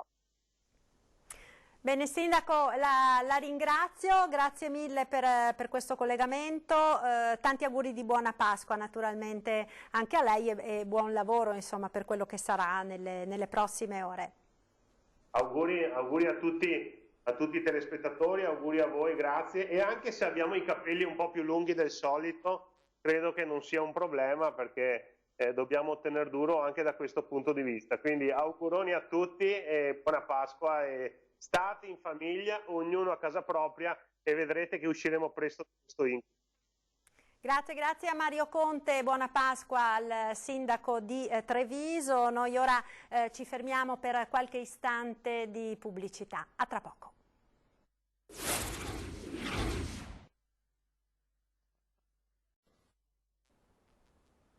Eccoci nuovamente in diretta con l'edizione straordinaria dei nostri telegiornali, questa edizione pasquale dei nostri TG. Vi stiamo aggiornando su questa Pasqua così particolare, così diversa. Abbiamo sentito diversi primi cittadini del nostro territorio. Andiamo ora nel Bellunese, ci colleghiamo via Skype con il sindaco di Cortina, Gianpietro Ghedina. Buongiorno sindaco. Una buona Pasqua anche a lei. Buongiorno, buona Pasqua a voi tutti. Grazie.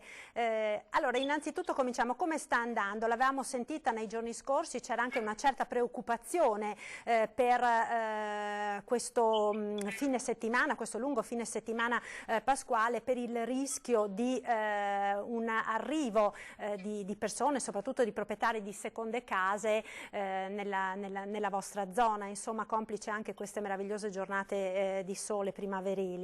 Come sta andando intanto?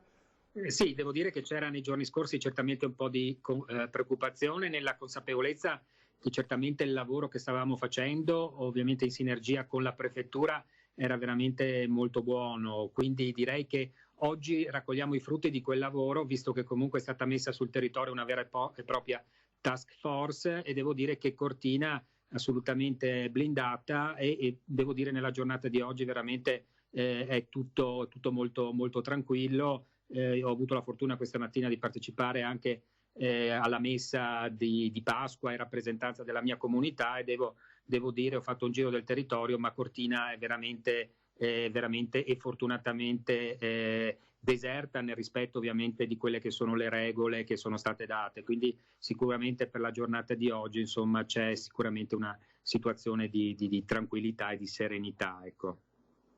Esattamente, quindi sindaco, per quanto riguarda i contagi, la situazione nella Valle Ampezzana, insomma, come abbiamo sentito, insomma, che ci sono stati grossi problemi nei giorni scorsi rispetto, insomma, al resto dell'area dolomitica bellunese, a Cortina nello specifico purtroppo. Sì, diciamo che i dati purtroppo sono alti rispetto ovviamente alla popolazione residente, perché abbiamo 83 casi all'interno del territorio di Cortina. Purtroppo siamo in linea, diciamo in realtà, con le altre località turistiche del circuito super ski, quindi con la Val Gardena, con la Val Pusteria e con la Val Badia, anzi in qualche modo forse siamo un po' al di sotto se rapportati alla popolazione residente. Certamente questo è un dato in qualche modo preoccupante, dall'altra ovviamente deve essere stimolo a non abbassare la guardia e ad avere un comportamento virtuoso che, devo dire la verità, dall'8 di marzo, quando sono stati chiusi tutti gli impianti e quando in qualche modo è stata allargata la zona rossa anche sul territorio ovviamente della nostra regione, la situazione ovviamente sta migliorando. È certo che in quelle ultime settimane di febbraio e la prima settimana di marzo ovviamente c'erano circa 40.000 persone qui a Cortina e ovviamente il contagio è andato avanti, ma insomma io conto che le prossime settimane possa esserci dei dati diciamo diversi e insomma e migliorativi. Ecco, sicuramente anche, voglio dire, se non ci fosse stato il coronavirus, comunque questo è un periodo sicuramente di stagione non certo alta, insomma, per la montagna, la primavera, insomma, tra tutte le stagioni è quella dove di solito c'è meno afflusso di persone. È chiaro però che quanto accaduto nell'ultimo weekend, insomma, di apertura delle piste induce a qualche riflessione. Come vedete, insomma, la futura apertura della stagione estiva, confrontandosi anche con quelle che sono le categorie economiche del vostro territorio, che ovviamente, come tutte quelle del settore turistico, immagino, stanno patendo molto pesantemente quelle che sono le ripercussioni di questa situazione? Sì, noi stiamo lavorando in realtà su due binari, uno che riguarda ovviamente l'emergenza ovviamente virus e quindi con delle azioni ovviamente mirate sul territorio, sia di prevenzione e anche ovviamente per andare incontro alle fasce più deboli, ovviamente qui mi riferisco alle persone che si trovano in difficoltà. Dall'altra ovviamente stiamo lavorando sulla prossima stagione estiva con diversi scenari a seconda ovviamente di quanto ci sarà ovviamente un'apertura. Ecco che ci sarà uno scenario su giugno piuttosto che su luglio, con una riprogrammazione generale sia delle manifestazioni sia ovviamente del tipo ovviamente di turismo che avremo per quest'estate. È logico che noi stiamo guardando più a un turismo di prossimità, più ovviamente sul weekend, più ovviamente veneto o comunque italiano. Per quest'estate insomma il turismo straniero ce lo possiamo scordare. Dall'altra parte ovviamente stiamo lavorando anche sulla stagione invernale, su cui contiamo ovviamente di poter rientrare in pieno regime. Lei vuole lanciare ai suoi concittadini e anche a tutte le altre persone venete che solitamente frequentano la vostra meravigliosa località? Sì, devo dire che io sono sempre ovviamente in stretto contatto con la mia cittadina e ovviamente con il mio paese, quindi colgo l'occasione appunto anche della vostra trasmissione che ha una portata ovviamente più veneta o comunque sul nord-est per fare ovviamente il solito appello. Quello ovviamente di rispettare la legge, di avere dei comportamenti ovviamente virtuosi, di non andare in questi giorni ma anche nelle prossime settimane nelle località turistiche finché vigono appunto questi decreti che lo impediscono. E il mio vuole essere assolutamente un arrivederci per l'estate a braccia aperte, perché ovviamente Cortina è straordinaria da molti punti di vista per la sua bellezza e anche per la sua capacità ovviamente attrattiva sotto il profilo turistico, però oggi bisogna stare tutti a casa e comunque l'arrivederci insomma è per l'estate prossima. Grazie allora Sindaco, buona Pasqua anche a lei e a tutte le persone che ci stanno seguendo dal Bellunese. Tanti auguri, grazie. Tanti auguri e buona Pasqua. Grazie. Allora noi tra pochissimo ci colleghiamo con il sindaco di Spresiano, Marco Della Pietra, per vedere un po' la situazione anche nei comuni rivieraschi del Piave, tradizionali mete delle scampagnate, delle gite fuori porta del Trevigiano. Vediamo però prima gli auguri, il messaggio del sindaco di Padova, Giordani. Prego la regia di mandarlo in onda, ce l'abbiamo in scaletta intorno circa al punto 13°.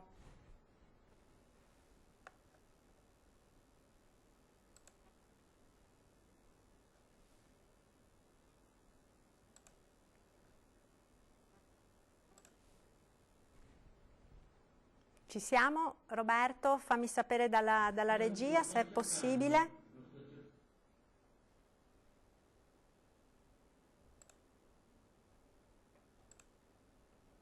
Beh, allora Roberto, siamo in diretta, vediamo, riusciamo a collegarci adesso con il sindaco Della Pietra. Eccoci qua. Sì, sindaco, ci sente, salve, tanti auguri, buona Pasqua. Se può mettere il telefonino in orizzontale così riusciamo a vedere a vederla meglio, a schermo pieno. Ecco qua, la vediamo con la sua famiglia e con il caffè. E con il caffè, quindi vi abbiamo sorpresi proprio alla fine di questo pranzo pasquale. Grazie naturalmente. Ecco, bene, ci fa piacere. Beati voi, no scherzo, battute, ci mancherebbe altro, si trascorre questa giornata in famiglia con i propri cari, per chi ha la fortuna naturalmente di averli vicino. Non è così per tutti, l'abbiamo visto insomma più volte in questa giornata, tante persone stanno trascorrendo questa giornata in solitudine, in isolamento. Sicuramente sarà una Pasqua molto diversa da quelle che abbiamo vissuto fino ad ora. Sì, decisamente. Io stamattina ho anche partecipato alla messa qui in rappresentanza della mia comunità, e vedere anche la chiesa vuota il giorno di Pasqua, sì, è suggestivo, ma sicuramente fa anche capire insomma che la situazione è grave, è strana, mettetecelo voi l'aggettivo, insomma. Sicuramente sì, mi rendo conto che io sono fortunato perché ho mia moglie e la mia piccola qui a fianco a me, ma c'è tanta gente che è relegata in casa da sola, e, insomma, di certo non è una situazione facile. C'è un messaggio che lei vuole approfittare per mandare oggi ai suoi concittadini che si trovano a casa e che purtroppo non hanno la possibilità di vedere i propri cari né di frequentare la messa? L'avranno potuta guardare in televisione, ma magari non hanno potuto avere la comunione. Insomma, è una mancanza che molte persone sentono molto forte in questo momento.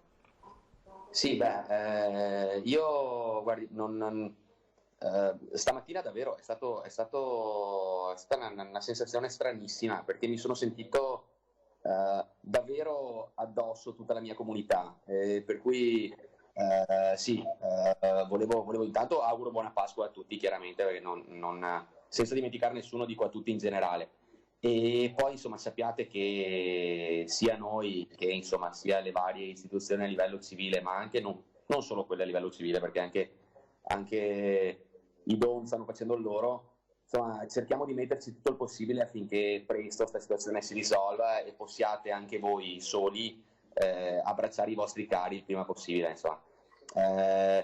Diciamo che a distanza, ma siamo con voi. Noi sindaci stiamo facendo un gran lavoro, saluto e faccio gli auguri anche a tutti i miei colleghi, perché davvero non è facile, ecco, in questa situazione, non è assolutamente facile, e perché lo dica io vuol dire che non è facile davvero.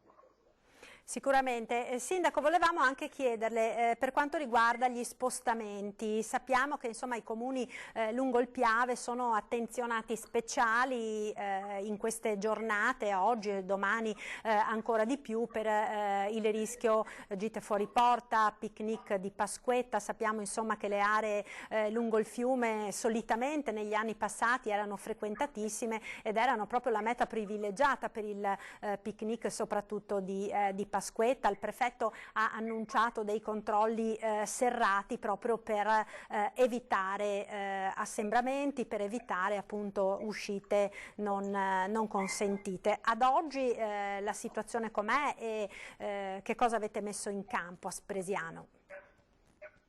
Ma allora sì, intanto ringrazio anche il prefetto, perché immagino il lavoro che ha insomma sulle spalle in questo momento. E sì, abbiamo anche noi creato una task force ad hoc per monitorare tutti quelli che saranno gli eventuali avventori del Piave. Io mi auguro non ci sia nessuno, però l'ho già detto ieri in un video Facebook che siamo pronti a bastonare. Questa volta non c'è scusa, perché lo sanno, e noi diciamo che abbiamo deciso di andare con le buone finora, nel senso che abbiamo sempre avvisato, perché ci rendiamo conto che in un periodo del genere, con gente che magari ha perso anche il lavoro e non ha più sostentamenti dal punto di vista economico, fare anche delle multe sarebbe vessare ulteriormente i cittadini. È chiaro che però se non si capiscono le cose e dopo essere stati avvisati più di una volta, credo che non ci siano alternative, per cui oggi e domani abbiamo il territorio presidiato tra la protezione civile, i carabinieri e i vigili urbani e siamo pronti a comminare le sanzioni che si debbono comminare, insomma. Ecco, confidiamo naturalmente tutti nel buon senso, nel senso di responsabilità dei cittadini, anche perché insomma lo sforzo che è stato fatto fino a questo momento da parte di tutti, insomma coloro che sono rimasti a casa e che dovranno continuare a rimanere a casa anche nelle prossime settimane è sicuramente notevole e mollare proprio adesso risulterebbe vanificare anche gli sforzi fatti finora e soprattutto, mi permetto anche di dirlo, insomma poco rispettoso nei confronti di chi in questi giorni, in queste settimane, in questi mesi ha veramente lottato, talvolta rimettendoci anche la vita nelle corsie degli ospedali per cercare di arginare il virus. Quindi anche per loro dobbiamo fare un ulteriore sacrificio, no? In fondo ci si chiede di restare a casa, magari sul divano, a guardare la televisione, rispetto a tante altre cose sicuramente si può fare, voglio dire, in questo momento. Certo è difficile, certo è un sacrificio, ma si può fare. Ma infatti non stiamo chiedendo a nessuno di prendere il fucile e andare in guerra. La guerra c'è, ma per combatterla si chiede di rimanere a casa sul divano, per cui insomma non stiamo chiedendo uno sforzo immane. So che siamo abituati a delle relazioni sociali molto intense, io poi non ne parliamo. Tra l'altro Ale, fai vedere che non è un cartonato, è mia moglie e no, però voglio dire sì, per rispetto soprattutto verso tutte queste persone, ma anche verso i nostri concittadini che stanno rispettando alla lettera quelle che sono le prescrizioni dei decreti. Io credo che lo dobbiamo anche a loro, dobbiamo tutti collaborare, perché sennò non ne veniamo mica più fuori. E qui io capisco che i contagi siano meno, capisco che la situazione sembra migliorare, però io ieri ho avuto 3 morti sul mio territorio e francamente parlare di situazione che migliora stride un po', ecco, con queste 3 persone che se ne sono andate. Ecco, peraltro mi sembra uno anche di giovane età. Sì, 59 anni e credetemi Nicola, è stato un forte colpo per tutta la comunità e poi dopo un marito e una moglie che sì, di Villorba ma comunque della parrocchia di Visadello con i figli che sono qui nel mio comune e che conosco tra l'altro bene. Insomma, ieri è stata una giornata piuttosto triste e dura, insomma, da questo punto di vista. Per cui non bisogna abbassare la guardia adesso, bisogna ancora stringere le maglie e, insomma, vediamo di sconfiggerlo perché sennò non ne veniamo più fuori, non ne veniamo più fuori, anche perché sembra, io non sono un virologo, non sono un dottore, non sono un medico, sono un povero sindaco di campagna, però mi sembra che questo virus stia mutando. Prima colpiva solamente le persone anziane che comunque, ricordo, hanno pari dignità di quelle giovani, perché sembra quasi che si dica vabbè, colpisce gli anziani, allora no, assolutamente, bisogna puntualizzare anche questo, però adesso si sta spostando e l'età dei contagiati e anche purtroppo delle persone che sono decedute sta notevolmente abbassandosi. E questo è fonte naturalmente per tutti di grande preoccupazione. Sindaco, lei prima accennava anche alle situazioni di difficoltà economica conseguenti a questa situazione a causa delle chiusure delle aziende, dei negozi, delle attività commerciali, delle attività artigiane. Com'è la situazione nel suo comune? Si sono viste insomma le distribuzioni in vari comuni di queste borse della spesa, persone che si rivolgono alle amministrazioni per chiedere aiuto. Lì da voi la situazione com'è in questo momento?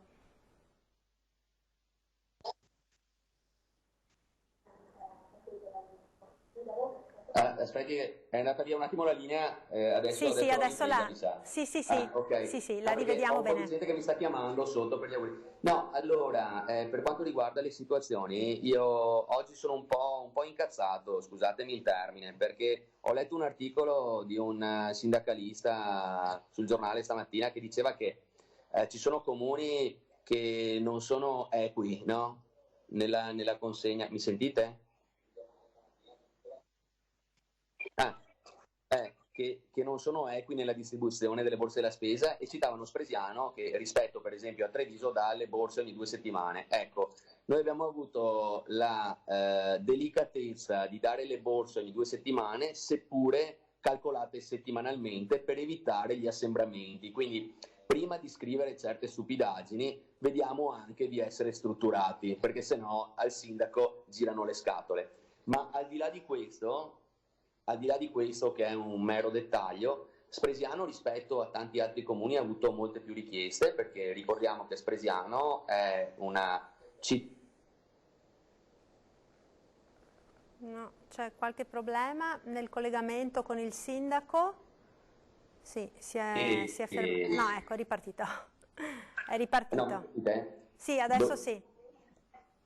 Sì. Dicevo che Spresiano è una cittadina popolata soprattutto da operai, e quindi con la crisi che si è venuta a creare dopo il coronavirus abbiamo delle grosse difficoltà, oltre 200 domande alle quali stiamo dando risposta. Dalla prossima settimana i buoni spesa partiranno. Parallelamente a questo però è partito un progetto che si chiama Spresiano Offerta Solidale, e tramite il quale ci sono sia delle offerte attraverso bonifici, sia attraverso una pagina Facebook e sia attraverso dei totem dove inserire il denaro nei negozi del paese, tramite i quali, dicevo, stiamo già donando delle spese a tutti i cittadini, con una convenzione con i servizi sociali, per cui le spese arrivano a chi effettivamente ne ha bisogno. Bene, Sindaco, io la ringrazio per questo collegamento, le faccio tanti auguri di buona Pasqua a lei e alla sua famiglia, grazie ancora, tanti saluti, auguri. grazie. Auguri anche ai ragazzi del gruppo, che sennò mi dicono parole, allora auguri anche a loro. Grazie auguri Sindaco. A tutti, grazie. E alle vostre famiglie, ciao ciao. Grazie, salve, arrivederci ancora. Allora, grazie al Sindaco di Spresiano per questo collegamento. Noi abbiamo terminato il tempo. Fatemi sapere dalla regia. Sì, allora dobbiamo chiudere per il momento questa lunga diretta pasquale. La nostra informazione riparte alle 17:30 con una nuova edizione straordinaria dei nostri telegiornali. Grazie dunque per essere stati con noi. Un augurio di buona Pasqua a tutti. A più tardi.